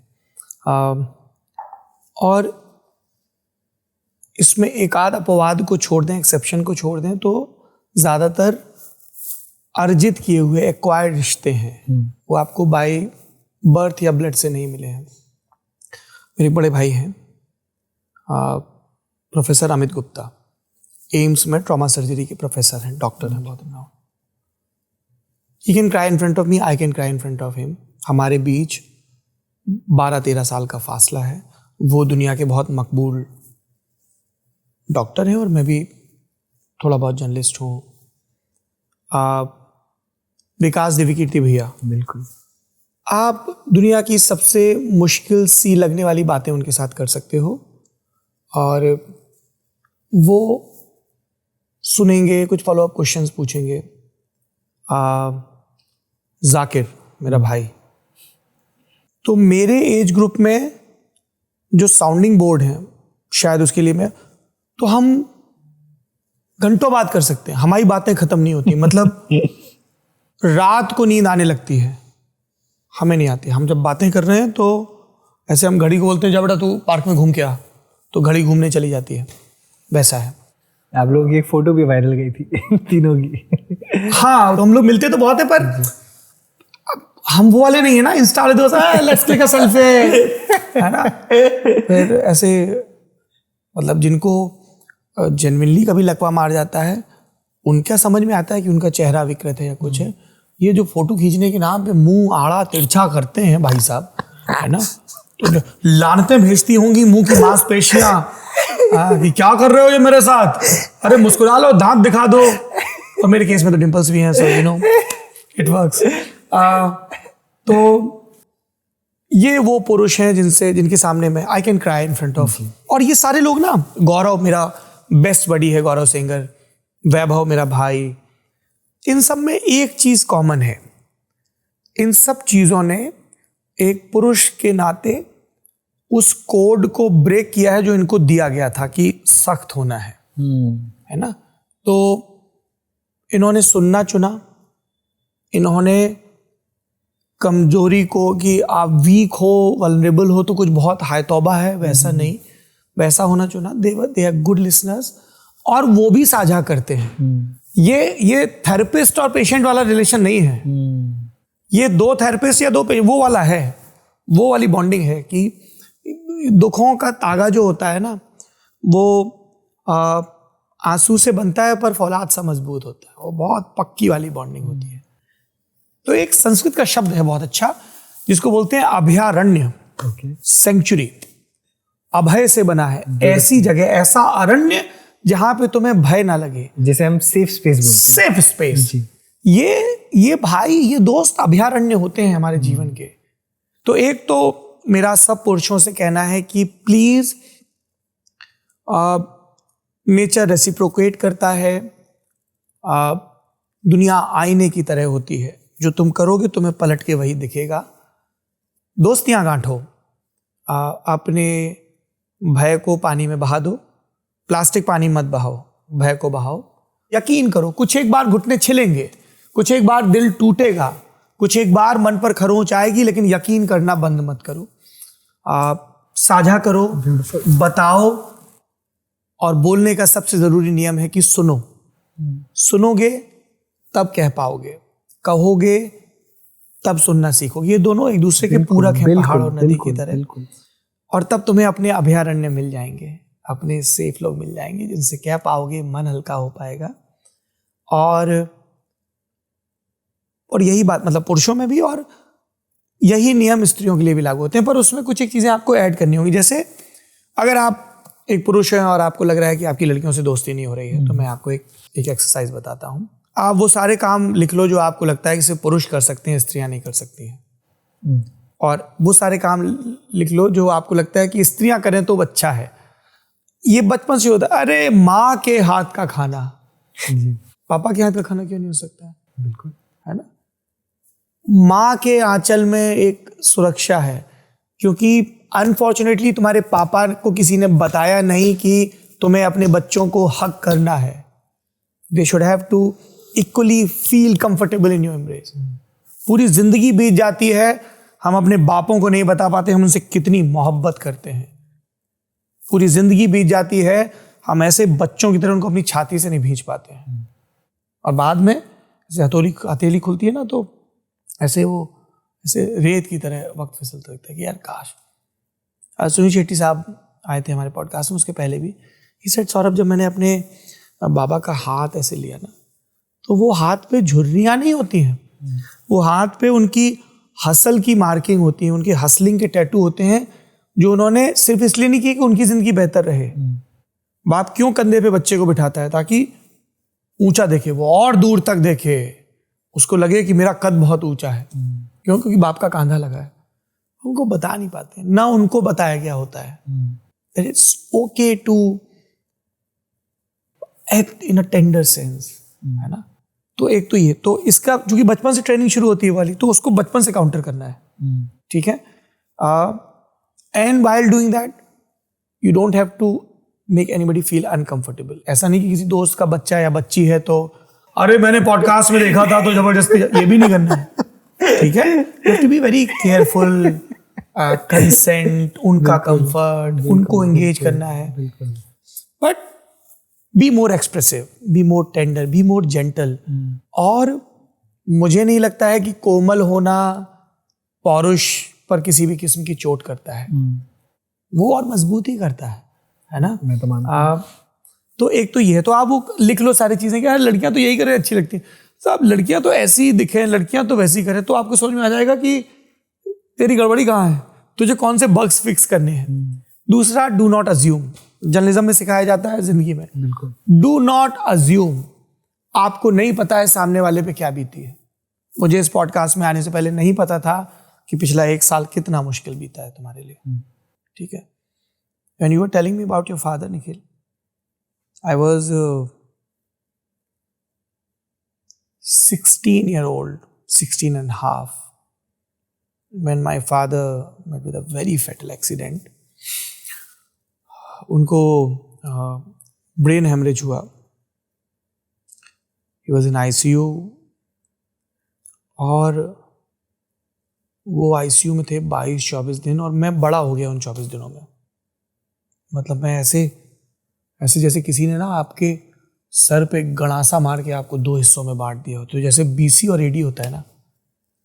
माय फादर ना KGMC king George medical college Lucknow, उसको अब छत्रपति शाहू जी महाराज का वार्ड, जहाँ डॉक्टर मजहर हुसैन उन्हें देखने आ रहे हैं। I never forget those doctors who saved my father's life. पर समय ने करवट ले ली, सब आपको सिंपैथी, बेचारगी की नज़र से देख रहे हैं, सब आपसे मजबूत होने की उम्मीद कर रहे हैं, और अचानक से आपको एक दिन आप सुबह उठो और आपको लगे आसमान नहीं है। क्या ऐसा लगे कि भीतर का अंधेरा बाहर आ गया, क्या ये क्या है? धरती तो हमेशा होती है ना, आसमान तो हमेशा होता है ना, सांस तो लौट के आएगी ही ना। ये बिल्कुल वैसा। एंड फिर उनको बहुत लंबा वक्त लगा रिकवरी में। तो आपने जिस आदमी को हिमालय की तरफ, जिसकी तरह आप बनना चाहते हो कि बड़े होकर क्या बनोगे, बड़े होकर पापा जैसा बनूंगा। पापा जैसा कैसा? 6 फीट 2 इंच हाइट, फिट शरीर, दाढ़ी, गले में रुद्राक्ष की माला, कमर में पिस्तौल, पूरे कॉलेज में कि ये, और जिस सोशल लाइफ में वो थे कि ये आदमी भ्रष्ट नहीं है, कोई आके ये नहीं कह सकता कि एक पैसे का इधर से उधर किया। और वो आदमी निस्तेज पड़ा है अस्पताल के बिस्तर पे, ठीक है, आप, और वो आपको पहचानता नहीं है, वो आपकी माँ को नहीं पहचान रहा। आप लोग वहां बैठे हो, दिन भर लोग मिलने आ रहे हैं, आपको समझ में नहीं आ रहा है क्या हो रहा है। आप, और रात में आपकी ड्यूटी लगी है और उनकी नींद खुल गई। मैंने कहीं किसी, I have never told this to anybody, only Gunjan knows about it. और मेरी एक मुंबई में बहुत अच्छी दोस्त हैं, गिरिजा। तो ये मेरे 2-3 बहुत जिगरी हैं, चंद्राली हैं दिल्ली में। ये वो ट्रोइका है जिनको मैं बहुत चीज़ें बता पाता हूँ। तो मैंने कहीं पढ़ा था कि अगर किसी को ड्रिप लगी है तो उसमें किसी ने ऐसे एयर बबल डाल दिया बड़ा सा, तो वो एयर बबल हुआ तो हार्ट को कुछ हो गया, तो उससे वो मर गया वो व्यक्ति। ऐसे तो थोड़ा धुंधला सा याद था। और मैं अपने फादर के बिस्तर के पास बैठा हूँ, उनको ड्रिप लगी हुई है बहुत सारी पैरों में, हाथों में, और उसमें एक एयर बबल बन गया। और वो रात है, 2-2:30 बजे है, तो कोई नर्स भी आसपास नहीं, और वो एयर बबल ट्रैवल कर रहा है जो जहाँ से ड्रिप जाती है। तो मुझे लग रहा है यार ये, जबकि हमें पता है कि जो एयर होती है वो थोड़ी बहुत रिलीज हो जाती है, सब चीज़ें। ऐसे छोटे छोटे खौफ होते हैं जो आपके ऊपर तारी हो जाती है कि यार ऐसा तो नहीं होगा कि एयर बबल यहाँ तक आ गया तो इज गॉन। और फिर उनका रिकवरी का पाथ कई बरसों तक, और फिर बीमारी से रिकवर हुए तो जो एक जो वो शक्ति के पुंज थे, एक जो उनका समाज में रौब था, वो सब धीमे धीमे आपने जाते हुए देखा। घर परिवार में उनके प्रति सम्मान के सूचकांक को एक्सटेंडेड फैमिली में नीचे जाते देखा। तो आपके भीतर एक गिरह बन जाती है, एक गांठ लग जाती है, ठीक है। और फिर तमाम जिंदगी आप उस गुत्थी को सुलझाते हैं। तो when you are talking about ना दैट, तो वो आपको वो पहला कॉल आता है, आप वहाँ पहुँचते हो, आपको पता चलता है डॉक्टर्स ने बोला इनके बच्चों को बोला, यू नो, तो वहाँ से फिर आपकी जो रिवर्स जर्नी शुरू होती है वो। And I am so blessed कि मेरे पिता स्वस्थ हैं, सानंद हैं, और ही इज़ 73 नाउ। एंड या सो, तो इन सब चीज़ों को देख के आपको लगता है कि you are never ready for this.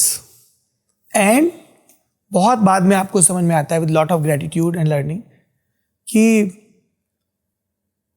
अगर निखिल आपने हाथ ऐसा रखा है ना, तो कुदरत आपके पीछे हाथ ऐसे करके खड़ी होती है, और अगर आपने हाथ ऐसा रखा है तो वो यूं बांध लेती है हाथ। तो फिर आपको जीवन में बहुत सारे ऐसे पुरुष मिलते हैं, स्त्रियां मिलते हैं जो आपसे बिना वजह प्रेम करते हैं, जो आपके प्रति बहुत उदार होते हैं, कोई रीजन नहीं, कोई ट्रांजैक्शन नहीं है।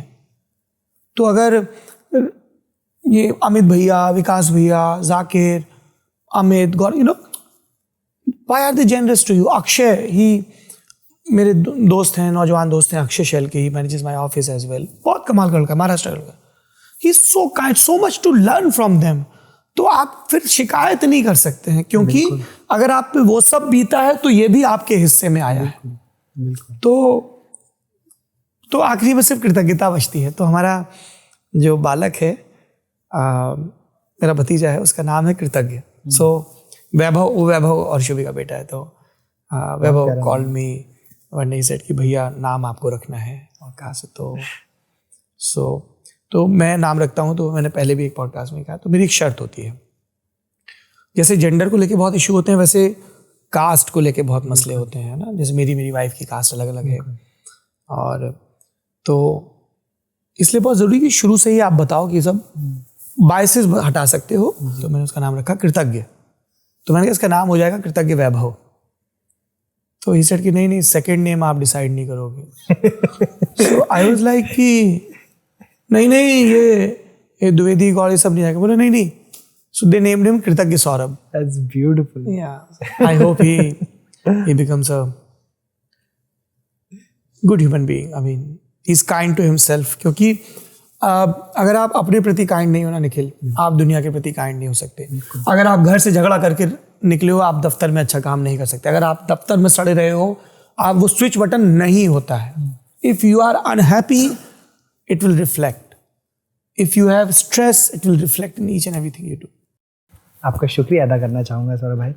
आपने इतने दिल खोल के बातें की हैं, अपने फादर के बारे में आपने शेयर किया। मेरी ज़िंदगी में ही मैंने जैसे आपको बताया, मेरे फादर को भी ब्रेन हेमरेज ही हुआ था एक्सीडेंट के बाद, और अनफॉर्चुनेटली मेरे केस में वो बच नहीं पाए। so sorry. तो 40 दिन हम हॉस्पिटल में थे, और जैसे आपने कहा है, बिल्कुल ऐसा ही मेरा मतलब एहसास हुआ कि आपके मतलब आप पेड़ हो और पेड़ के ऊपर की छाँव चली गई है। आपको कभी कभी लगता है आपका रूट चला गया है। फादर ना होना, मतलब आपने बहुत जो आपने कहा है, मैं जेन्युइनली मेरे को वैसे ही लगा था कि आपकी रियलिटी शिफ्ट हो जाती है जब आप पेरेंट लूज़ करते हो। आप specially I think I mean father, I wouldn't know, but जो आप एक सेफ स्पेस आपका होता है, चाहे आपके फादर के साथ जैसे भी रिलेशनशिप हो, आपके ये पता होता है कि जो भी ज़िंदगी में हुआ पापा तो है ना। आपको ये हमेशा लगता है कि कुछ भी हो, और मेरे पापा भी इतने एक्सप्रेसिव नहीं थे। आप हग्स की बात कर रहे थे, मेरे पापा बहुत पिछले 2-3 साल से ना शुरू कर दिया था उन्होंने हग करना मुझे, और मुझे इतना अजीब लग गया था, क्योंकि पापा ने पूरी ज़िंदगी नहीं किया है। लास्ट के 2-3 सालों के अंदर वो रिटायर हुए थे। रिटायरमेंट के बाद पता नहीं उनकी क्या दिमाग उनका शिफ्ट हुआ। बचपन में मेरा नाम उन्होंने, एक ही इंसान है जो अभी भी मेरे को बचपन का ही नाम बुलाते थे। बचपन में मुझे गुड्डू कहते थे, अब मुझे गुड्डा कहते थे। तो गुड्डा एक झप्पी दे दे, और मैं बोलता था कि ये क्या है ये, क्योंकि मुझे कभी पापा ने कभी किया नहीं है, और कभी हमने एक दूसरे को इस तरीके से प्यार दिखाया नहीं। प्यार यही होता है कि पापा का मेरा मैसेजेस, अगर 6 महीने के आप मैसेजेस निकाल के देखो तो उनमें से आधे मैसेज ये होते हैं कि नेटफ्लिक्स का नया पासवर्ड क्या है, वाईफाई का तुमने चेंज कर दिया पासवर्ड, ये मैंने इलेक्ट्रॉनिक गैजेट खरीदा है, इसके बाद ये लूँ या ये लूँ, ये पिक्चर देखने जाऊँ, वो पिक्चर देखने जाऊँ। अगर फ़ोन करेंगे तो ये बोलेंगे कि बेटा चल मम्मा से बात कर ले।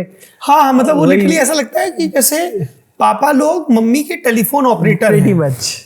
अगर उनने फोन उठा लिया, अच्छा मम्मी से बात कर, अरे आपसे बात करनी है भाई, मैं कर लो। वही दुनिया जहाँ में तो बड़ी बातें करते हो, चाय की दुकान पे कश्मीर से लेके कन्याकुमारी तक हर टॉपिक पे बात करते हो। मैंने भी वही, मैं फ़ोन कर दूं तो फिर मम्मा नहीं है। अरे मैंने आपको फ़ोन किया, इसका क्या मतलब है मम्मा नहीं है। तो पहले ही बोल देते हैं, उनको समझ ही नहीं आता कि मैंने फ़ोन किया तो उनसे बात करने के लिए भी फ़ोन कर सकता हूँ मैं। तो वो सारी बातें रहती हैं। और जैसे आपने कहा कि अब मुझे, जब वो हॉस्पिटल में थे, मेरे दिमाग में एक ही चीज़ चल रही थी कि जब उन्होंने मेरे से झप्पी मांगी और मैंने दी है, I would indulge him, because I was like चलो मांग रहे हैं, मैं क्यों ना दूँ। पर मैंने उनको कस के नहीं पकड़ा कभी, और मेरे को अभी बस वही बात याद रह जाती है कि मैंने एक बार उनको कस के नहीं पकड़ा। जब उन्होंने मेरे से झप्पी मांगी, मैं हमेशा ऑकवर्डनेस में ही रह गया कि यार ठीक है, उनसे उससे पहले शायद 35 साल उन्होंने नहीं दी मुझे झप्पी, पर जिस दिन देनी शुरू की मैंने उसी समय मैंने एक्सेप्ट क्यों नहीं कर दिया कि अब ये शायद मेरी ज़िंदगी है कि जहाँ मेरे पापा मुझे झप्पी देते हैं और मैं भी दे सकता हूँ। अब मुझे लगता है कि यार वो एक बार अच्छे से कस के गले लगता, जब वो बल्कि हॉस्पिटल में भी थे, वो ना वो भी बहुत बोल नहीं पा रहे थे उस समय, और पापा की उनका भी काम ना, उनको बोलना बहुत पसंद था। बहुत सब जानते थे उनको, उनके बोल के लिए वो किस तरीके से बातें करते थे, क्या बातें करते थे। तो when he lost his voice और he was not able to speak and he would open his eyes, और वो मुझे देखते थे और मैं उनको हाथ पकड़ते थे, हाथ कस के पकड़ते थे। और मेरा ये होती थी ड्यूटी, अगेन बेटा हूँ तो ड्यूटी है, लोग मिलने आ रहे हैं तो मैं किसी तरीके से हाथ छुड़वा कर, पापा और भी लोग हैं रुको, मैं उनको मैं लिटरली गेस्ट रिलेशंस में घुस गया था कि एक बंदा आ रहा है, फिर दूसरा बंदा आ रहा है, फिर तीसरा बंदा, उनको रिसीव करना है, उनसे कोऑर्डिनेट करना है, डॉक्टर से जाना है। तो उन्होंने हाथ भी जब पकड़ा ना, मैं बार बार छुड़ा करके पापा मुझे काम है। और फिर मेरे को वही जब चले गए, फिर यही सोचता रह गया कि अगर मैं हाथ छोड़ता ना और हाथ को बस पकड़ के बैठ जाता तो क्या हो जाता। अगर एक दिन मैं गेस्ट के बारे में ना सोचता, हॉस्पिटल स्टाफ के बारे में ना सोचता, पापा के कपड़े चेंज करने नहीं चेंज करने, उनका ब्रश हुआ है नहीं हुआ है, उनके बाल किसने साफ़ किए नहीं साफ़ किए, दाढ़ी उन्होंने बनाई है नहीं बनाई, ये सोचने की जगह अगर सिर्फ उस दिन बैठ कर उनके हाथ पकड़ कर बस यही सोचता कि ये मेरे पापा हैं और आज मैं प्रेजेंट हूँ इन मोमेंट में, उनका प्यार एक्सेप्ट करने के लिए, उनके जकड़ को एक्सेप्ट करने के लिए। बट वही है, वो सारी चीज़ें आपको again as a man. Something जी प्लीज़।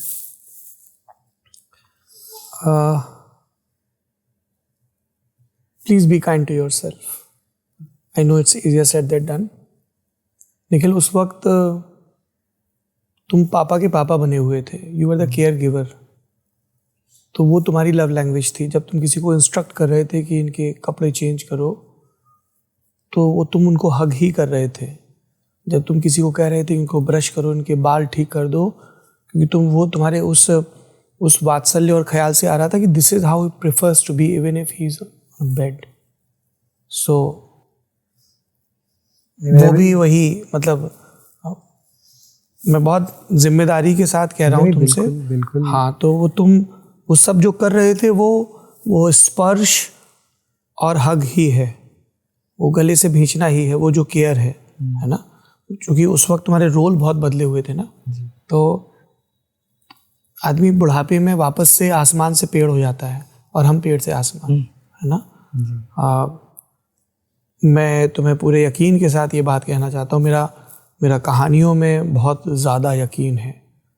हम किसी की आँख का सपना है ना, हम किसी का ठहरा हुआ आंसू हैं, हम किसी की मुस्कान है। जब तुम नूर को गले लगाओगे ना, तो जितनी ये खलिश है, जितनी ये ख्वाहिशें बाकी हैं, वो पूरी होंगी। क्योंकि एक दिन आएगा जब वो नूर तुम्हारे साथ ऐसे बिहेव करेगी जैसे तुम्हारी माँ करेगी।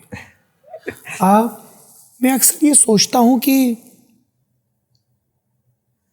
इंसान मौत के खौफ से कैसे लड़ता होगा। दुनिया जीत सकता है, पहाड़ों को तोड़ा, नदियों के रास्ते बदल दिए, जंगलों को काटा, शहर बसा दिए, खदानों से अलग अलग अयस्क निकाले, आसमान में चीर के वो कभी मंगल पे जा रहा है, कभी वो सब कुछ कर रहा है। मौत दबे पांव किसी बनेले जानवर की तरह रात की खाल पहनकर आपकी तरफ बढ़ रही हर बीतती सांस के साथ, और इंसान को यह एहसास रहता है कि वो बीत जाएगा। तो कैसे वो इस खौफ से मुक्त हो?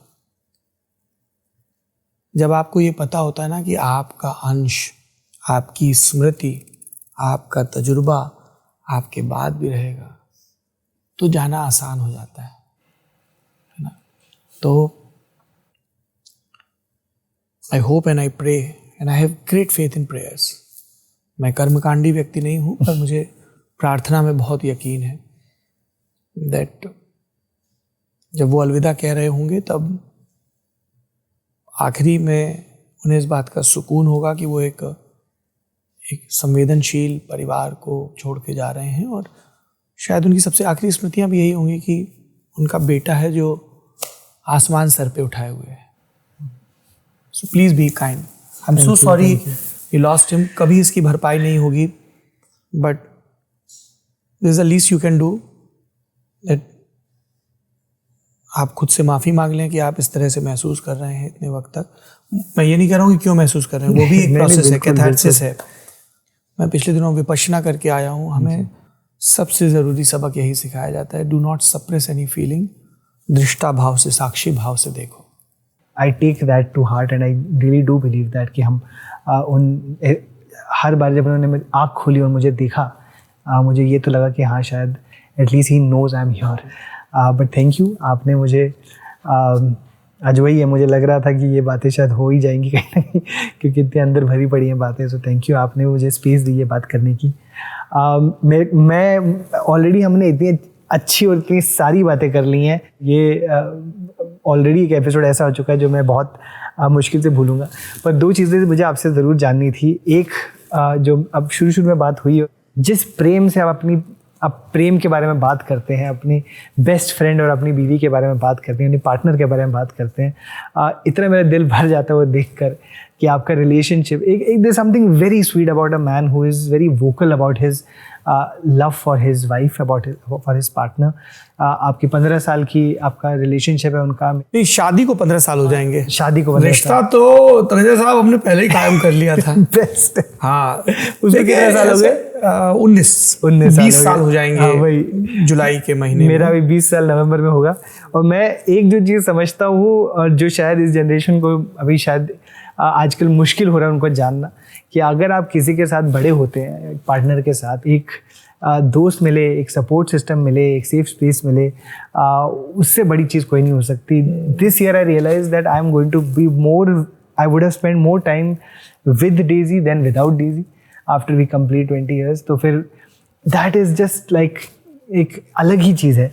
लेकिन मैं एक बात कहना चाहूँगा, ये बड़ी अच्छी बातें हो रही हैं साहब उस्तादों के बारे में.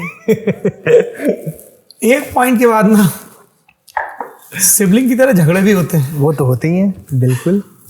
मेरा परफ्यूम, मेरी पेंसिल, मेरी डायरी, मेरी वाली गाड़ी. और मैं कभी कभी कहता हूँ, गुंजन, कोई हमें देख रहा होगा तो क्या सोच रहा होगा हमारे बारे में जी, कि हम ये एक 10 रुपए की चीज के लिए हम झगड़ रहे हैं कि मेरी पेंसिल क्यों ली, मेरा शार्पनर, मेरी side of the bed, you know. पर बिल्कुल सही बात हाँ, है. पर ये सारी चीजें हैं जो मैंने आपसे ये पूछना था. मुझे ये पता है कि जुलाई के आखिरी हफ्ते के अंदर आपने पहली बार उनसे मुलाकात हुई. इतना मुझे पता है. उसके बाद क्या हुआ वो मुझे नहीं पता. तो वो आप प्लीज अगर आप देखिए साहब, ऐसा होता है कि थोड़ा सा ही बताऊंगा, जितना बता सकते हैं. मोहब्बतों के किस्से ज्यादा बयान नहीं करने चाहिए, महसूसने की चीज है. ये जो आहट है ना, ये सबसे पहले आपको अपनी कान की लौ के नीचे महसूस होती है, ठीक है. फिर आपको समझ में आता है कि बिना किसी वजह के आपका जिस्म किसी बैक्टीरिया से नहीं जूझ रहा है, लेकिन बदन की तपिश बढ़ रही है ना. क्यों? क्योंकि आपने अचानक से, कोई चेतावनी नहीं है, ना मौसम विभाग की ना किसी की, आपने अचानक से कुछ देख लिया. And she is walking there on the road, beautiful mustard colour Patiala salwar जिसमें ब्लू कलर के फूल बने हुए हैं, वाइट सूती कुर्ता, यू नो, ब्रिजबाला जैसे कुछ. And my mom has very long hair and my wife has very long hair. तो आप देख रहे हो, तो आपको लग रहा अच्छा, आनंद बख्शी ने इसलिए लिखा था, श्रीदेवी इसलिए गा रही थी मेरी घुटनों से लंबी मेरी चोटी है.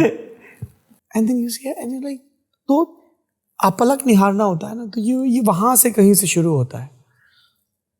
पर ये शुरुआती आकर्षण है. बिल्कुल. फिर आप दोस्त बन जाते हो, जो और जादुई चीज है, यू नो. फिर आप बहुत सुख दुख साझा करने लगते हो, और फिर एक समय पे होता है जब आपके दिल सम पे धड़कने लगते हैं, बीट मिलती है. फिर शादी और उसके आगे का सफर. लेकिन और उसमें बहुत उतार चढ़ाव आते हैं. अगर कोई ये कहता है सब कुछ बहुत आगे, तो या तो वो बिल्कुल झूठ बोल रहा है या वो परी कथाएं सुना रहा है, बिल्कुल, है ना. पर बस ये याद रहे दोनों को कि जब पहली मर्तबा एक दूसरे को देखा था, जब पहली मर्तबा एक दूसरे के दोस्त बने थे, तो कैसा महसूस किया था।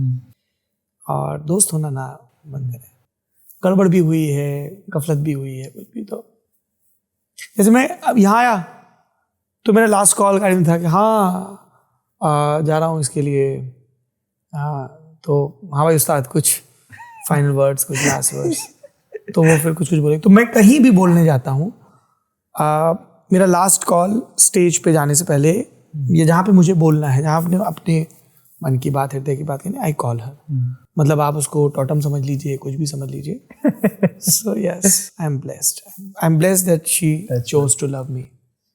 She is a very strong women. It's वो बोल देती ना, ठीक बोले तो अरे साहब कहाँ है मेरा ऑस्कर, कहाँ है?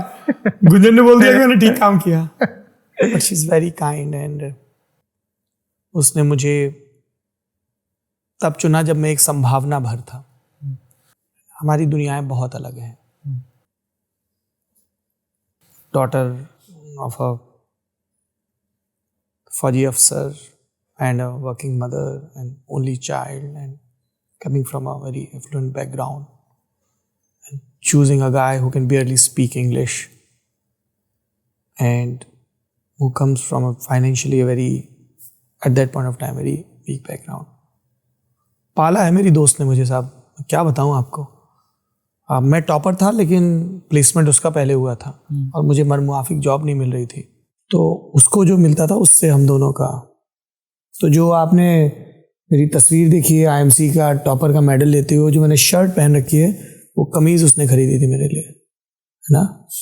तो मैं तमाम तरह से उसका कर्जदार हूँ जी। आज दुनिया एक कामयाब आदमी को देखती है, पर बहुतों की मेहनत लगती है। So Gunjan is one such person. और मेरे दोस्त कम वक्त, मतलब वैसे मेरा सर्कल बहुत बड़ा है, पर मेरे जो जिगरी हैं वो कम हैं, पर कमाल के हैं। मुंह पे नहीं बोलता हूँ, दिमाग खराब हो जाएंगे। अब उस्ताद क्यों बुलाते हैं गुंजन को? ये मुझे बहुत ही प्यारी चीज भी लगती है। मेरे कई उस्ताद हैं, है ना। वो सारे लोग जिनसे आपने सीखा, जिसको बनारसी भाषा में गुरु कहते हैं जी।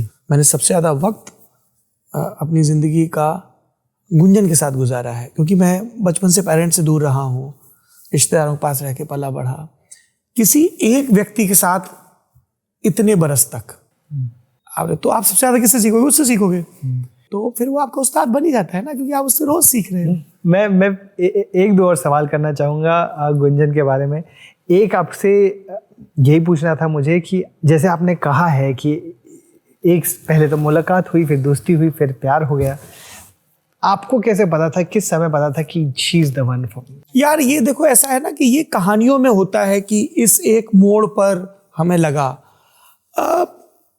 बुखार आहिस्ता चढ़ता है, जवानी आहिस्ता से आती है, बरगद एक दिन में बड़ा नहीं होता है। ये बहुत हौले हौले का है मामला गुरु।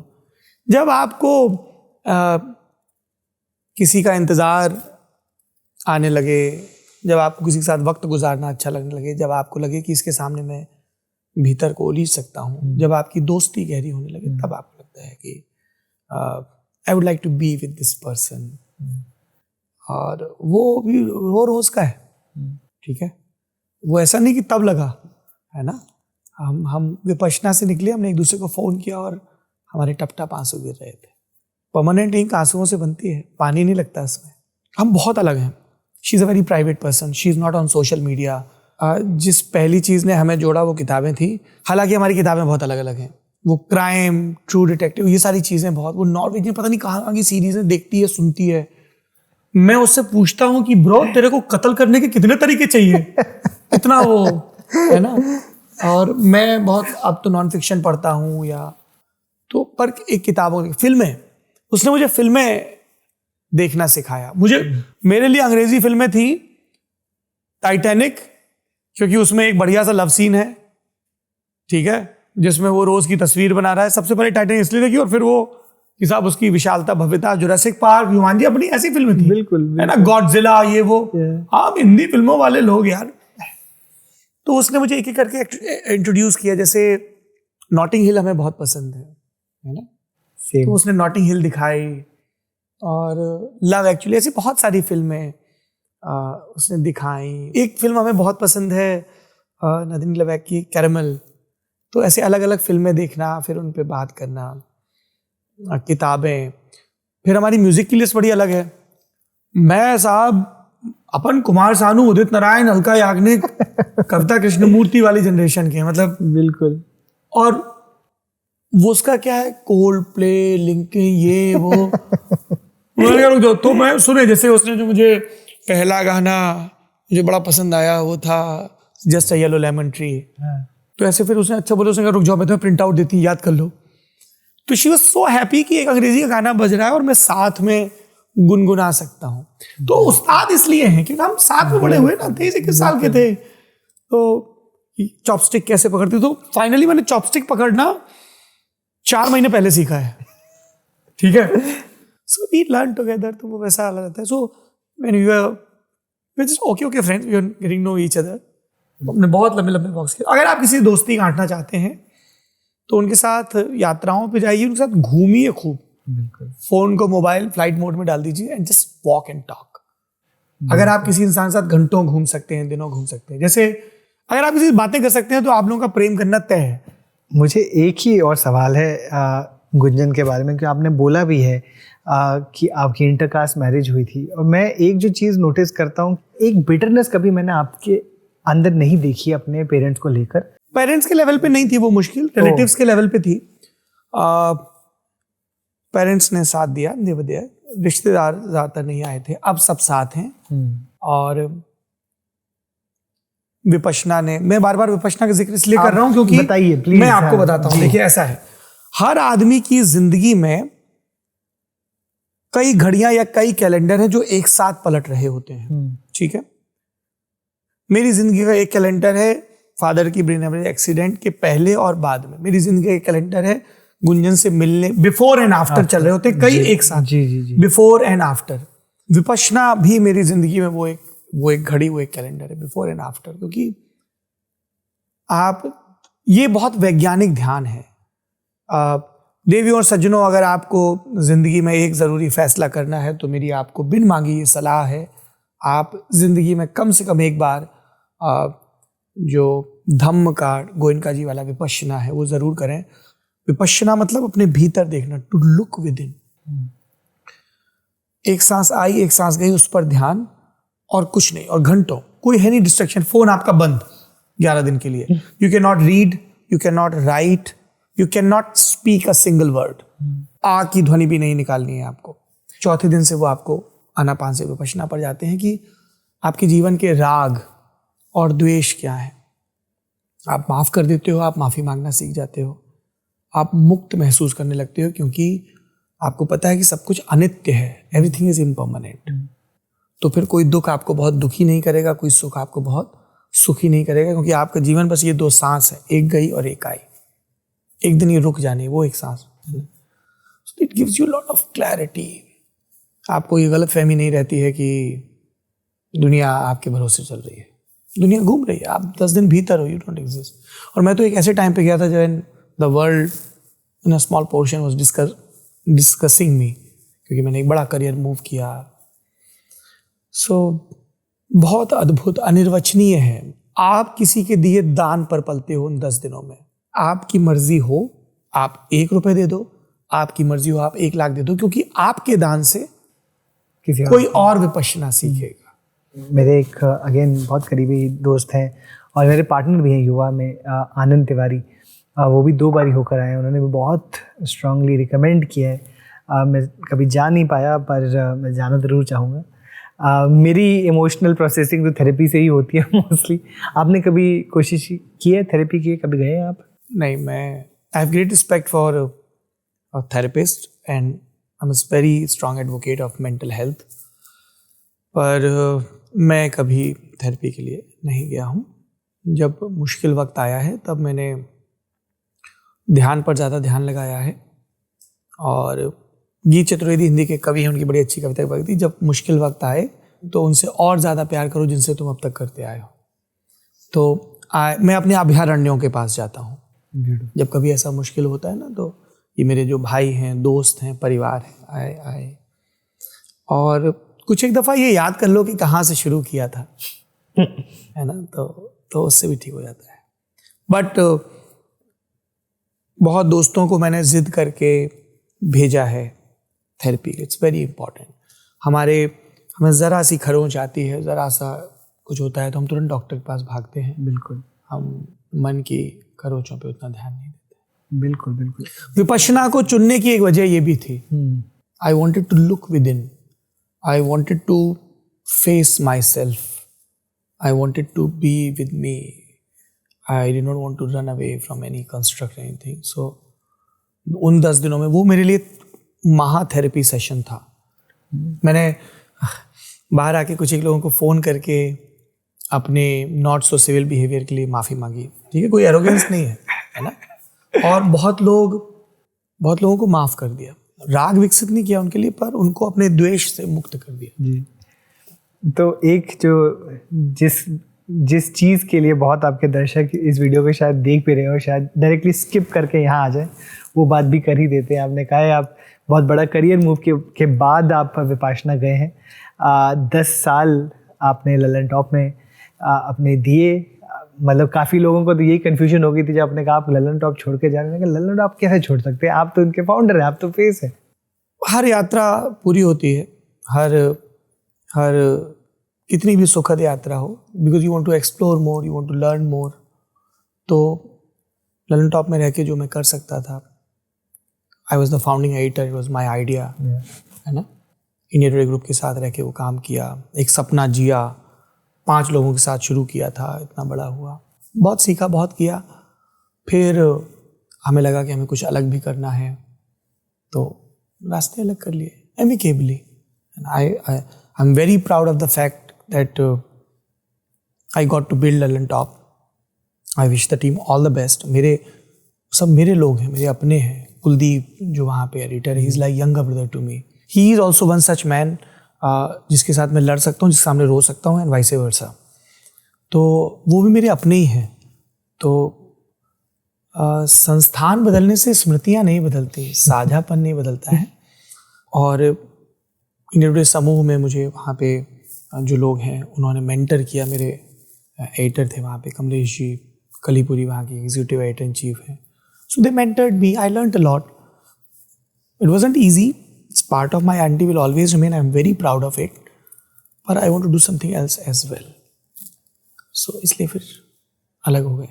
सौरभ भाई, मुझे लगता है कि ललन टॉप के पहले एक समय ऐसा आ गया था कि जो हिंदी जर्नलिज्म ऑलमोस्ट एक मजाक बन के रह गया था। मुझे अभी भी याद है कि हम लोग अजीब कहानियां आती थी वहाँ पे। एक सारे टीवी चैनल्स इस तरह की हरकतें हिंदी एलियन गांव में पाए जा रहे हैं, घोस्ट पाए जा रहे हैं, मतलब हर टाइप की ऊट पटांग चीज़ें सुनते थे।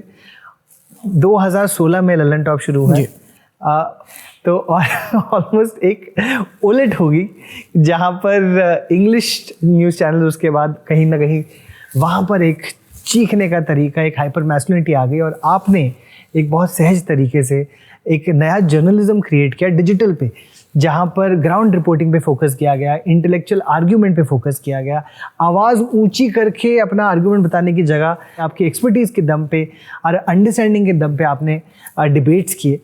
बहुत ही कम लोग हैं जो जर्नलिज्म जैसे, और ये मेरा ओपिनियन है 100%, कुछ लोग मेरे से इंग्लिश में भी जिस संस्थान में मैं अब जा रहा हूँ, मतलब वन ऑफ द रीज़न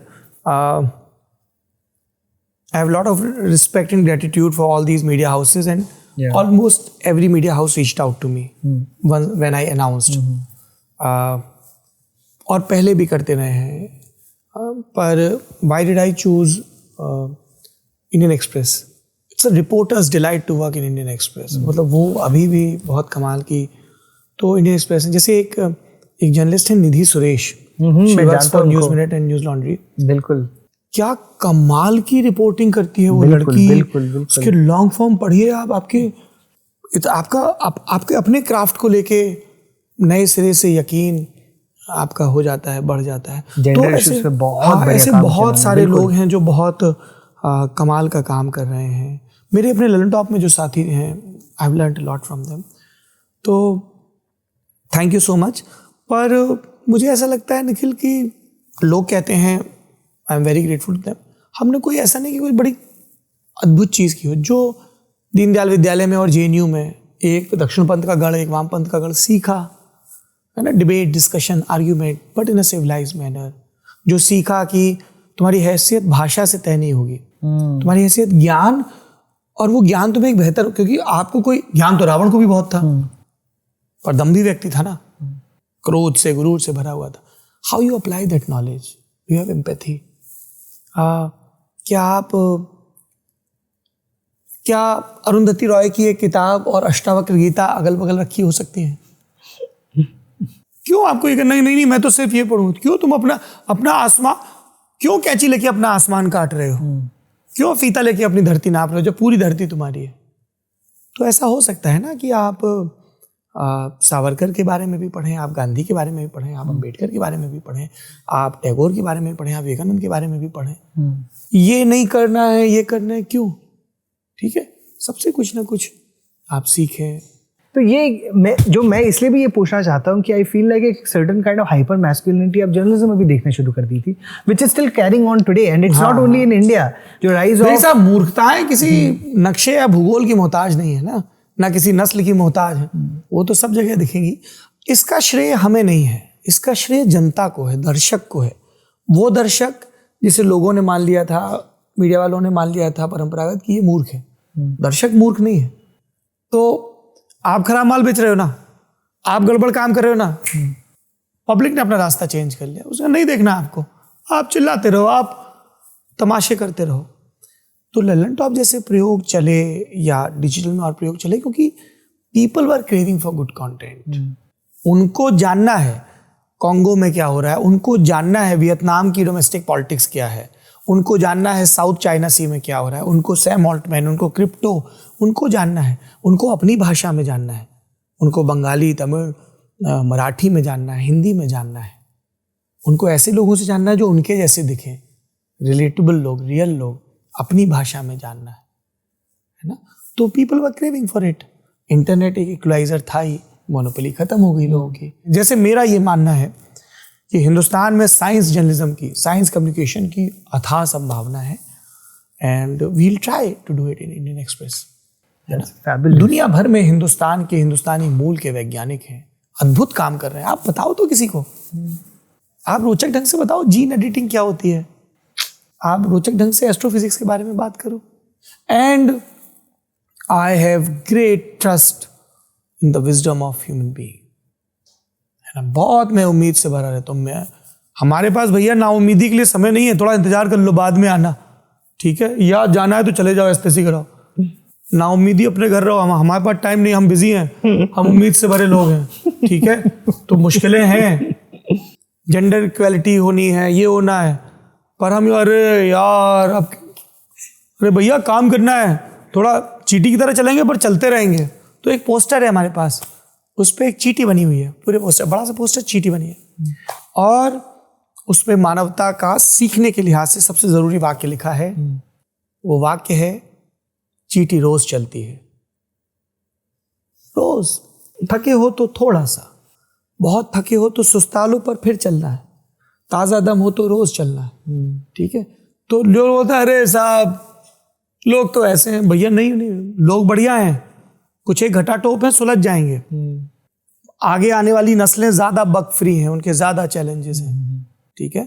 तो मैं वो विगत वैभव का, अरे साहब एक वो ज़माना था, अभी ये ज़माना जिसमें मैं निखिल से बात करूं, ये है ज़माना, सांस लौट के आ रही है, अपनी वाचा खोल पा रहा हूँ, ये ज़माना है, और एक इरादा है कि आगे का ज़माना बेहतर होगा। तो जब आप लोगों पे यकीन करते हो तो लोग आप पे यकीन करते हैं। वो प्रकृति का नियम है, एक आईना है, बिल्कुल ठीक है, एक आंख उधर है, एक आंख इधर है, एक आईना है।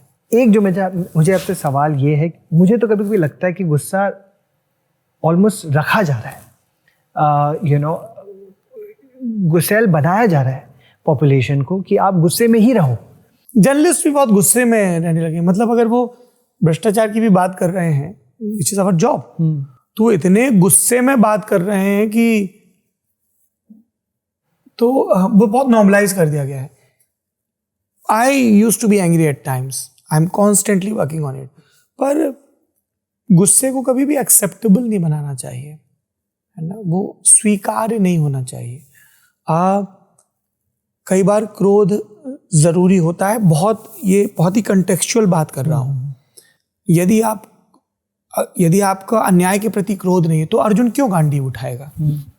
गांधी जी को गुस्सा आया क्यों? क्योंकि अंग्रेजों ने उन्हें ट्रेन के कंपार्टमेंट से फेंक दिया।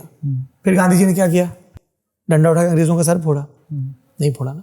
भगत सिंह को गुस्सा आया, रोष आया ना।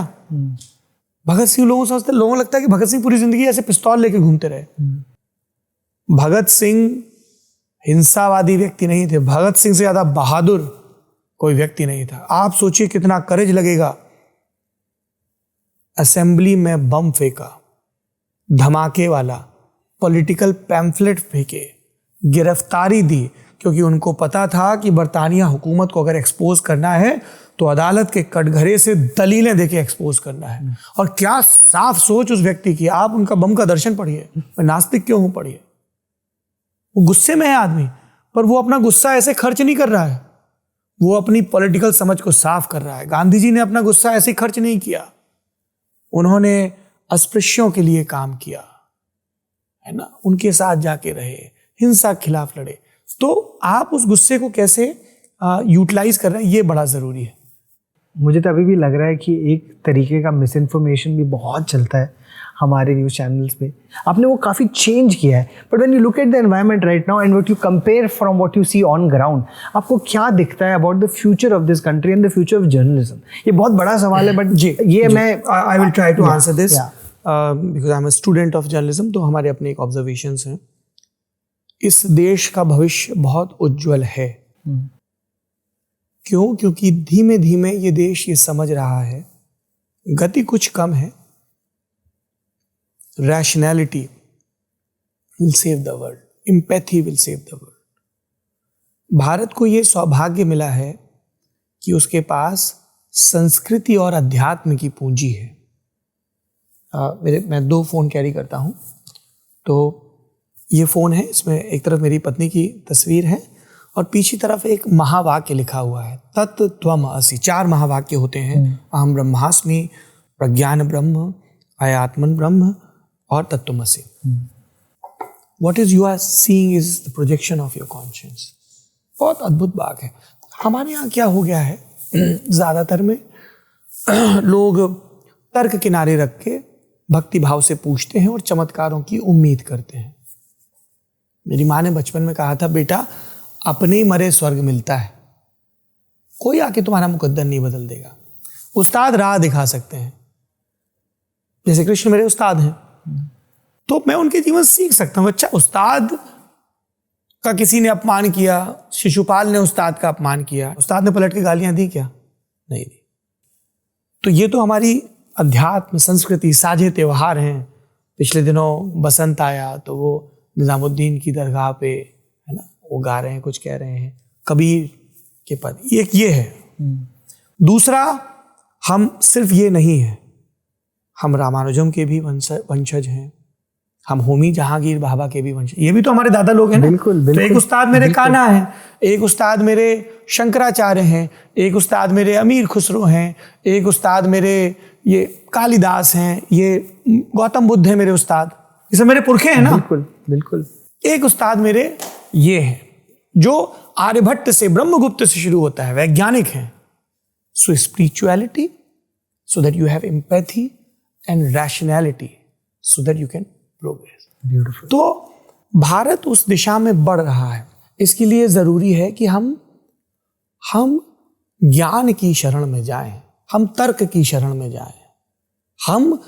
हमारे यहाँ ईश्वर के अस्तित्व पर सवाल उठाने को बुरा नहीं माना गया है। दशरथ के दरबार में एक नास्तिक मंत्री था। प्रश्न करोगे तभी तो सीखोगे, जानोगे। उस परंपरा को हम आगे बढ़ाएं और हम भी अपनी तरह कोशिश कर रहे हैं, चाहे जर्नलिज्म में हो या निजी तौर पे। जैसे हमारा एक ड्रीम प्रोजेक्ट है जिस पे हम काम कर रहे हैं, जो फलीभूत होने वाला है। हम अपने गांव में लाइब्रेरी बना रहे हैं। जाकिर ने बताया था जी। तो जब हम न्यूयॉर्क पब्लिक लाइब्रेरी देखते हैं, बॉस्टन की लाइब्रेरी, बर्लिन की लाइब्रेरी, तो हमको लगता है यार ये कितनी अद्भुत जगह है। जब हम लैब देखते हैं किसी यूनिवर्सिटी, कितनी अद्भुत जगह है। आप निकलिए, कल्पना करिए, और ये कल्पना इसलिए करिए क्योंकि ये हकीकत में तब्दील होगा, ये मैं पूरे यकीन से कह रहा हूँ आपको। इस देश के हर गांव में एक पुस्तकालय और एक खेल का मैदान अनिवार्य होने चाहिए। जैसे देवालय अनिवार्य है लोगों की आस्था के लिए, जैसे पानी के सोर्सेज अनिवार्य हैं, ठीक है, उस तरह से एक पुस्तकालय जहाँ पे आपने कितना पढ़ा और उसका कितना अभ्यास किया इससे आपका कद तय हो, जहाँ पे आदम के बच्चे लड़के और लड़कियां माथे का पसीना पांव तक लेकर आ रहे हैं, जूझना सीख रहे हैं, हार के जीतना सीख रहे हैं, कंधे से कंधा बढ़ाना, टीम बिल्डिंग सीख रहे हैं। ये तो चीज़ें हम इस दिशा में काम कर रहे हैं, हम उम्मीद करते हैं और हमें पूरा यकीन है कि पूरा देश इस दिशा में आगे बढ़ेगा। मेरा आपसे आखिरी सवाल ये रहेगा, क्योंकि एक आइडिया है सौरभ द्विवेदी का, दुनिया का, दर्शकों का, चाहे फैंस हो ना हो, आधे लोग आप सोचते हैं कि आप प्रोग्रेसिव हैं, आप लिबरल हैं, आप लेफ्टिस्ट हैं, आधे लोग सोचते हैं आप राइट विंग हैं, संघी हैं, कॉन्जर्वेटिव हैं, कुछ लोग कहते हैं आप सेंट्रिस्ट हैं एज एन इंसल्ट। कई लोग कहते हैं कि आप आप आरएसएस स्कूल से पढ़े हुए हैं इसलिए आपकी एक तरीके की सोच है, कुछ लोग कहते हैं आप जेएनयू से पढ़े हुए हैं आपकी एक तरीके की सोच है। अब इतना सब कुछ लोगों ने बना दिया आपके बारे में, और एक कहा भी जाता है कि जर्नलिज्म के अंदर जो जर्नलिस्ट है उसको स्टोरी नहीं बनना चाहिए, पर आप स्टोरी बन गए हैं क्योंकि आपको प्यार उतना मिला है। तो how would you still like to be remembered when the entire world has so many ideas about Saurabh Dwivedi? How will Saurabh Dwivedi like to be remembered? एक तो लिबरल होने के लिए लेफ्टिस्ट या राइटिस्ट होना ज़रूरी नहीं है ना, ये किसी की बपौती नहीं है लिबरल होना। अगर आप सीखने का भाव रखते हैं तो आप लिबरल हैं, अगर आप अपने बायसेस पे काम करना चाहते हैं तो आप लिबरल हैं, अगर आप दूसरे का व्यू पॉइंट सुनना और समझना चाहते हैं, सिर्फ बात काटने के लिए नहीं, उनको ट्रूली समझने के लिए, तो आप लिबरल हैं। ठीक, लिबरल क्या होता है? जो अपने उदर से ज़्यादा सोच रहा है, पेट के आगे भी सोच रहा है। तो उदार होने के लिए आपको किसी विचारधारा के बाड़े में बंधने की ज़रूरत नहीं है। मैं ये सब कुछ हूँ, मैं संघ के विद्यालय से पढ़ा हूँ, मुझे गर्व है, मैं जवाहरलाल नेहरू विश्वविद्यालय से पढ़ा हूँ, मुझे गर्व है। Why will I disown my past? बिल्कुल, मैं आज जो कुछ भी हूँ कुल जमा इन सब चीज़ों से मिलकर बना हूँ। मैं कहूँ अरे साहब मुझे बड़ी शर्म है कि मैं एक आदमी हूँ, नहीं, मैंने ज़िंदगी में जो तजुर्बे किए इसलिए किए क्योंकि मैं एक आदमी, तो ये मेरी सीख का तरीका है। मुझे अपनी जाति पर अगर गर्व नहीं है तो शर्म भी नहीं है, क्योंकि मैंने नहीं चुराना। अगर मैं उसके बायसेस के साथ चिपका रहता तो दिक्कत थी। अगर मैं अहंकार में बहुत फर्क होता है। हाँ, मतलब इन सब की वजह से मैं ये बना हूं। ठीक है, लोग क्या कह रहे हैं, लोगों को मुबारक। जो प्यार करते हैं मैं बहुत कृतज्ञ हूं, जो नफरत करते हैं मैं उनसे सिर्फ इतना कहूंगा कि I hope that you get rid of this emotion called anger और हेट्रेड, क्योंकि ये आपको प्रभावित कर रहा है, मुझे नहीं। I am ready to be your friend. ठीक है, ये वो देश है जहां पे गांधी ने हिटलर को चिट्ठी लिखी है। हम उस परंपरा से आते हैं, हम क्यों डिस्कस। ये वो देश है जहां लक्ष्मण मरणासन्न रावण से सीखने जाते हैं। ये वो देश है जहां पर राम शबरी, हम कौन है यार, हम तो बड़े मामूली लोग हैं, इतने उस्ताद लोग। तो दुनिया को जो सोचना है सोचता रहे। हम एक स्टोरी टेलर के तौर पे, और हम कहानी नहीं है, मुझे ये कतई इस बात का मुगालता नहीं है। मैं आपको बताऊं, बीते दिन तो चूंकि मैं जर्नलिज्म के अलावा भी बहुत सारी चीज़ों में ट्राई कर रहा हूँ, जो एक एक करके लोगों के सामने काम आ रहा है, आएगा, पढ़ाना, लेक्चर देना, लाइब्रेरीज का मूवमेंट बिल्ड करना, इस तरह की चीज़ें, सिनेमा से जुड़ी भी कुछ लिखाई पढ़ाई की चीज़ें। तो कल शाम हम लोग एक रेस्टोरेंट में एक जगह बैठे हुए थे, उसमें हमारी कुछ दोस्त थी जो सिनेमा में हैं, एक्ट्रेस हैं, तमन्ना, फातिमा, गिरिजा के पति सुरुद, मेरा बहुत प्यारा छोटा भाई है, स्टैंड अप कॉमेडियन है कुल्लू। हम लोग बैठे बातें कर रहे थे। बाहर आए तो वो बहुत सारे पैप्स जिनको बोलते हैं, वो तस्वीरें खींच रहे हैं, वो सब करें। उसके बाद नए सिरे से बहुत सारी टिप्पणी चले, सब चलता रहेगा, लोग राय बनाते रहेंगे। पर मुझे ये पता है, मैं अपनी दोस्त से चंद्राली से बात, she said no you dealt it very nicely, क्योंकि मुझे यूज टू नहीं होना है। तो एक तो ये बात है, कैसे याद रखेंगे? आई होप कि वो एक ऐसे लड़के को याद रखें जो अपने गांव से अपनी मिट्टी से, अपनी बोली से, अपने माँ बाप से, बुंदेलखंड से, हिंदुस्तान से बहुत मोहब्बत करता है। इश्क में डूबा आदमी जो अपने दोस्तों को अपने माथे पर सजा कर रखता है, जो आई होप कि मैं अपनी आखिरी सांस तक अपनी गलतियों पे सॉरी बोलना ना भूलूं। गलतियां होंगी, गड़बड़ गलती में नहीं है, गड़बड़ इसमें है कि गलती को गलती नहीं मान रहे, जो सीखना ना भूले। मैं चाहता हूं कि मैं जब मरूं तो मेरे सिरहाने किसी नई भाषा के कुछ पूरे और कुछ अधूरे होमवर्क हो, एक किताब आधी पढ़ी हुई हो, एक कॉफ़ी आधी पी हुई हो, है ना। क्योंकि हमारा पूरापन हमारे अधूरेपन में, हम सिलसिला है ना हमसे बात शुरू हुई ना बात हम पे ख़त्म होगी। आप ऐसे व्यक्ति के तौर पर याद रखें जिसने दुनिया को बच्चों से उल्लास के साथ ये बताया कि किताबें पढ़ने में बहुत मज़ा आता है, अलग अलग लोगों से दोस्तियाँ करो, बहुत जादू के दरवाजे खुलते हैं, और दुनिया घूमो, अपने दड़बों में कैद मत रहो, और आखिरी में संतोष साथ रहेगा तो जो कुछ यहाँ कमा रहे हो उसको यहाँ पे गंवाओ नहीं, खर्च कर दो। तो हम तो खूब खर्च कर रहे हैं, मज़े आ रहे हैं। जीवन का मकसद क्या है? आनंद में रहना। आनंद कैसे मिलेगा? धर्म, अर्थ, काम, मोक्ष। हम ये नहीं बोल रहे no you are a sinner, पापी आपी नहीं, हम अमृत की संतान हैं भाई। हम मौज के लिए आए हैं, सीखेंगे, मेहनत करेंगे, गिरेंगे, पढ़ेंगे, बीत जाएंगे, मुदित भाव से जाएंगे। सौरभ भाई थैंक यू, आपने इतनी सीख दी, इतना और जिस तरीके से आप बोलते हैं, मैं तो कहता हूँ आपके एक अंदाज में भी सरलता है, एक बहुत दिल से बोलते हैं आप। I am really privileged and grateful to have been witness to today. इतना मुझे सीखने को मिला है। मैं 2 साल के बाद, मैंने कहा है आपको, बी ए मैन ईयर का एपिसोड कर रहा हूँ, और I couldn't have hoped for a better guest. आपने इतनी सहानुभूति मुझे दिखाई, thank you so much for that, and thank you for opening your heart for us. It means the world to me. अगर 2-3 रैपिड फायर, बहुत rapid fire. Before we start rapid fire, I just want to say that though we hardly no each other, पर मेरे ना ताऊ जी जो है वो अड़तिया थे, ग्रेन मार्केट में काम करते थे। तो उन्होंने हमको सिखाया है कि 100 बोरे जांचने की ज़रूरत नहीं होती है, 3 रैंडम बोरों में हाथ डालो तो समझ में आ जाता है फसल कैसी है। जी। आपके पिता जहाँ भी होंगे उन्हें इस बात का बहुत गर्व होगा कि आप दुनिया में थोड़ा सा ज़्यादा प्यार उड़ेल रहे हैं, और नूर को बहुत फ़ख्र होगा कि उनका हीरो अपने बायसेस पे लगातार काम कर रहा है। So my prayers for your father and lots of love. I'm biased towards daughters. They bring joy. So खूब सारा प्यार, और आप रैपिड फायर करें। डेजी जी को हमारा प्रणाम कहिएगा, है ना। बिल्कुल बिल्कुल बिल्कुल। ब्रो आपका काम बहुत बढ़ा दिया है इस लड़के ने, एकदम, है ना, ये बिगाड़ने वाला है। You have to be the bad cop. Sir हमारा पहला segment, it's called the man enough to care segment. It is presented by Dove men plus care. एक सवाल है जो मैं बहुत उत्सुक हूँ आपसे पूछने के लिए।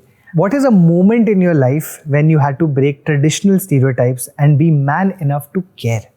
जब आपकी गर्लफ्रेंड को चम्स होते हैं, क्रैम्प्स होते हैं, और आपको पहली बार पता चलता है क्योंकि somebody cared to share with you that how they feel, bloating, pain, टूजीज, मूड स्विंग्स, बहुत सारी चीज़ें, और जब आप उसके पाँव दबाते हो, जब आप उसके तलुए दबाते हो, जब आप उसके लिए हॉट वाटर बॉटल तैयार करते हो, जब आपको पता होता है कि ज़रूरत हो तो मेफ्टाल खानी पड़ती है, जब आप उसके बालों पे चंपी करते हो, क्योंकि आपने तो हमेशा ये देखा ना कि स्त्रियां पुरुषों की इस तरह से सेवा या केयर कर रही हैं, या स्त्रियां स्त्रियों की कर रही हैं, बट वाई नॉट।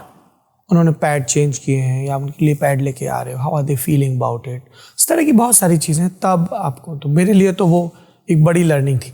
और ये करते हुए फिर आप अपनी माँ को थोड़ा ज़्यादा समझने लगते हो, आप अपनी बेटी को थोड़ा ज़्यादा समझने लगते हो, जो भविष्य में या जो और बेटियां हैं, you understand more, you know, क्योंकि आप उनको उनके दुख तकलीफ में देख रहे हो, और आपको एक सर्टेन तरीके से सिखाया गया, पर नहीं तो, और बचपन से वो ट्रेनिंग शुरू हो जाती है। पर वो एक बड़ा पिवट जिसको बोलते हैं, वो एक मोमेंट होता है when you learn to care.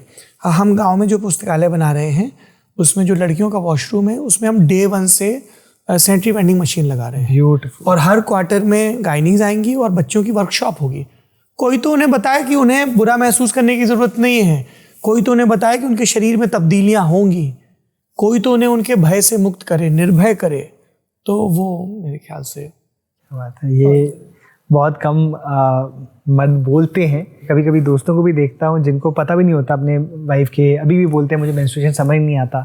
तो अरे तुमको ससुर नैस्डैक से लेके बॉम्बे स्टॉक एक्सचेंज समझ में आता है, तुमको फिस्कल पॉलिसी, AI, PS5 है तुम्हारी ऐसी तैसी, तुमको इतनी वैज्ञानिक 28 दिन की साइकिल, ओवरी, ये सब समझ में नहीं आ रहा है। हम पैदा हुए हैं क्योंकि हमारी माँ की ओवरीज में सब बनता था, है ना। वो प्रोटीन की वॉल बिल्ड होती है, कैसे वो ब्रेक होती, इसमें क्या है भैया, समझना नहीं चाहते हैं, बदमाशी है। पुरुष लोग ये सब गड़बड़ करते हैं भाई, इसमें कोई रियायत नहीं, ठीक है। और टीचर्स को भी, आसपास के लोगों को भी। तो इसलिए हमने ये भी तय किया कि हम अपनी लाइब्रेरी में पुरुषों के लिए गाइनीज के सेशन करेंगे, where they can tell men that how you can be more caring. मर्दानगी केयरलेसनेस में नहीं है, ठीक है।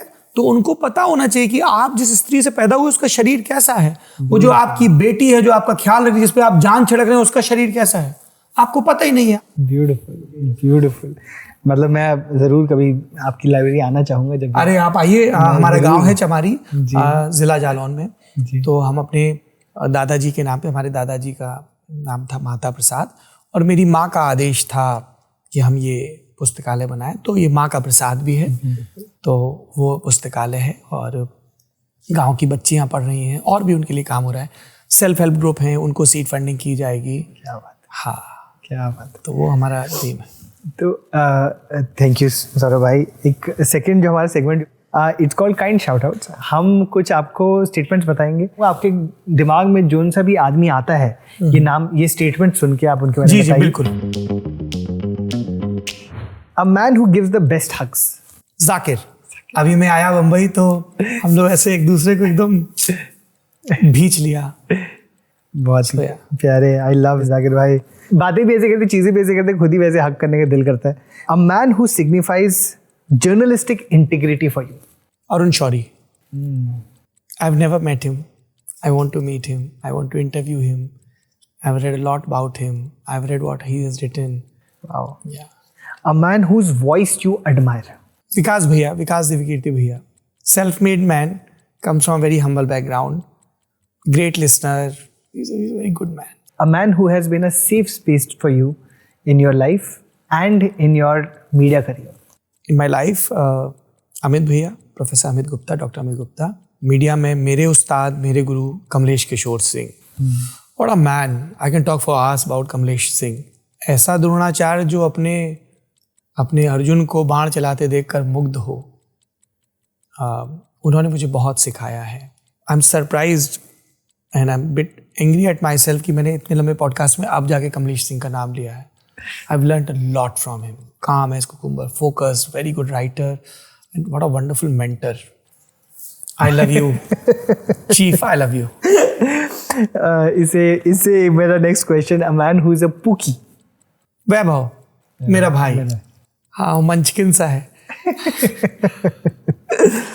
A man you have interviewed whose empathy you admire. भाषाविद हैं प्रोफेसर GN देवी। लोग कहते हैं ना कि पहले के ज़माने में संत हुआ करते थे। मैं कहता हूँ हमारे ज़माने में भी संत हैं। प्रोफेसर देवी ने अपनी पूरी ज़िंदगी भाषाओं के संवर्धन में लाइमलाइट से दूर रह के खर्च कर दी है। A guest in the newsroom you learned most from. ये मुश्किल सवाल है, बहुत सीखा है सबसे। दो लोग हैं, योयो हनी सिंह एंड बादशाह। ये लोग बड़े अनफिल्टर्ड थे, तो इनकी वल्नरेबिलिटीज इनके जाने अनजाने बहुत दिख रही थी।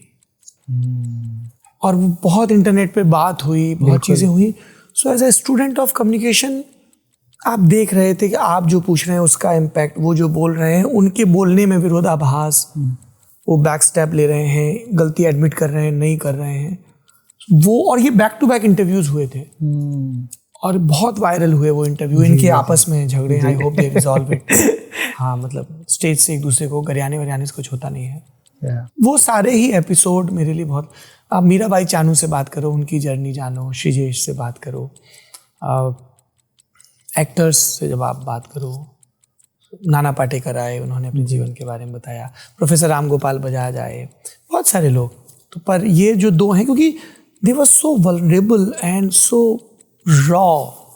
When Badshah talks about his kid, he is a different man. When Honey Singh is talking about his mental breakdown, he is a different man. A young journalist who's a man that you think is going to be the next big voice. दीपक तेनगुरिया, वो Lalan top में हमारे साथ थे और अभी Indian express में भी हमारे साथ हैं. Most promising youngster I've met, so well read. I at times feel jealous कि अरे यार ये बाली उम्र में इतना पढ़ रहा है, इतना सीख रहा है. I totally love, admire and respect him and I'm so fortunate that he chose to work with me. So ये हमारा लास्ट सेगमेंट है. It is called men complementing men. हमने कुछ ऐसे कॉम्प्लीमेंट निकाले हैं जो इंटरनेट ने आपको दिए, आदमियों ने आपको दिए इंटरनेट पे. आप खोलिए, पढ़िए, रिएक्ट कीजिए. आपकी त्वचा से आपकी उम्र का पता ही नहीं चलता. क्या बात कर रहे हैं यार, मैंने कभी हिजाब तो लगाया नहीं. 43 का हो जाऊंगा 22 अप्रैल को. But thank you so much. ये मेरी बहुत फेवरेट जगह है, ओरछा, बुंदेलखंड में. अगर आप घूमने नहीं गए तो आप ज़रूर घूमने जाएं. वीर भोग्या वसुंधरा, ये मेरे भाई ने लिखा है, जाकिर ने. यस, खूब मेहनत करेंगे, खूब दुनिया घूमेंगे, खूब मौज करेंगे. Rajdeep Sardesai, we'll all miss you Saurabh and I'll miss you even more. For me Nathan Agri will always remain a special show. Rajdeep से मैंने ये सीखा है कि आप कितनी भी उम्र हो जाए, कितना भी तजुर्बा हो जाए, ज़मीन पर जाने की ज़िद और उत्साह कम नहीं पड़ना चाहिए. Thank you Rajdeep for all your teachings. Thank you so much. We have lots of differences but always remember that I have great respect for you and I have learned a lot from you and I hope कि मैं आगे भी आपसे सीखता रहूँ. उनका prediction भी है आपके, एक दिन सिनेमा में तो जरूर जाएंगे. अरे उनका ये प्रेडिक्शन तो आज ही सच हो जाएगा क्योंकि आज ही नेटफ्लिक्स पे एक अनाउंसमेंट हो रहा है व्हेन वी आर रिकॉर्डिंग. क्या बात कर रहे हैं आप? जी. ईमानदारी और इज्जतदार लोग एक ही फ्रेम में. हाँ, ये मेरी और समदीश की मैनहट्टन की फ़ोटो है. मुझे बाहर के देशों के शहरों में मैनहट्टन और बर्लिन बहुत पसंद है और समदीश बहुत कमाल का काम करते हैं और वो बहुत सारी ऐसी चीज़ें करते हैं जो मैं कभी अटेम्प्ट भी नहीं कर सकता हूँ. तो एक बहुत गजब का दुस्साहस है उनके अंदर. I have great respect for his craft. Thank you Samdesh. Cheers. Sir, आप कौन से पाप धो रहे हो? मैं कोई पाप नहीं धो रहा हूँ. इस देश में हज़ारों वर्षों से कुंभ के स्नान की परंपरा है और मैं वहाँ जाकर ये महसूस करना चाहता था कि करोड़ों लोग एक आस्था के साथ जब एक नदी के पास पहुँचते हैं तो कैसा अनुभूत करते हैं. अपने अपने आइवरी टावर्स में बैठ के खारिज करना बहुत आसान है लोगों की आस्था, लोगों की संस्कृति को. It's an experience. You have to live it. Sir, but वो ये जो फोटो आपने वो अभी खोली है, वो उसको थर्स्ट ट्रैप कहा जाता है इंटरनेट पे. क्या कहा जाता है? Thirst trap.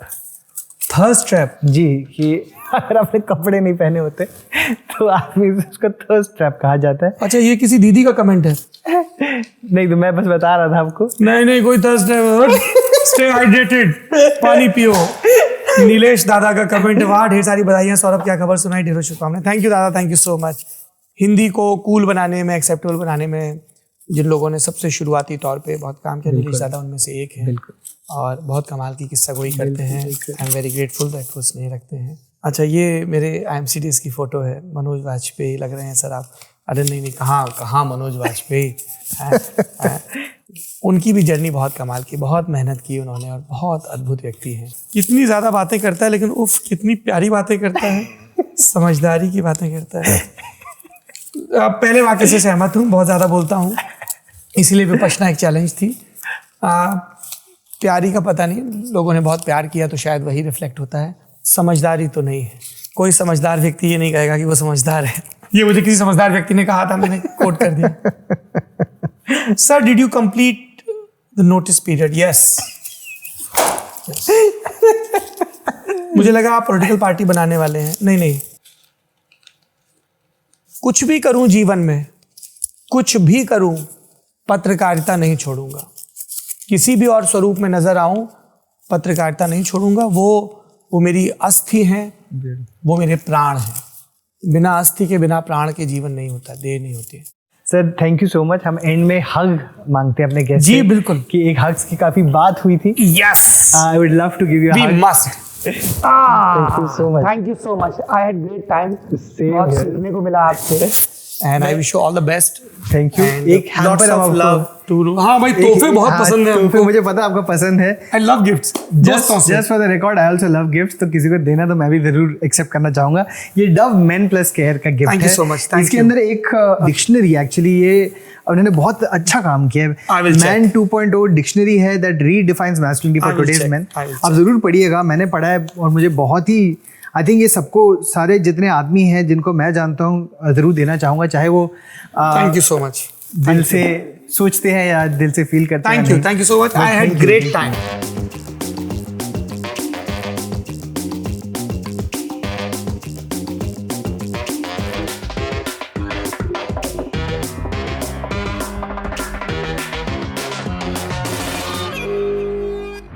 Be a man यार, क्योंकि पुरुष होने का मतलब संवेदनशील होना है और दुनिया को बहुत प्यार से बरतना है.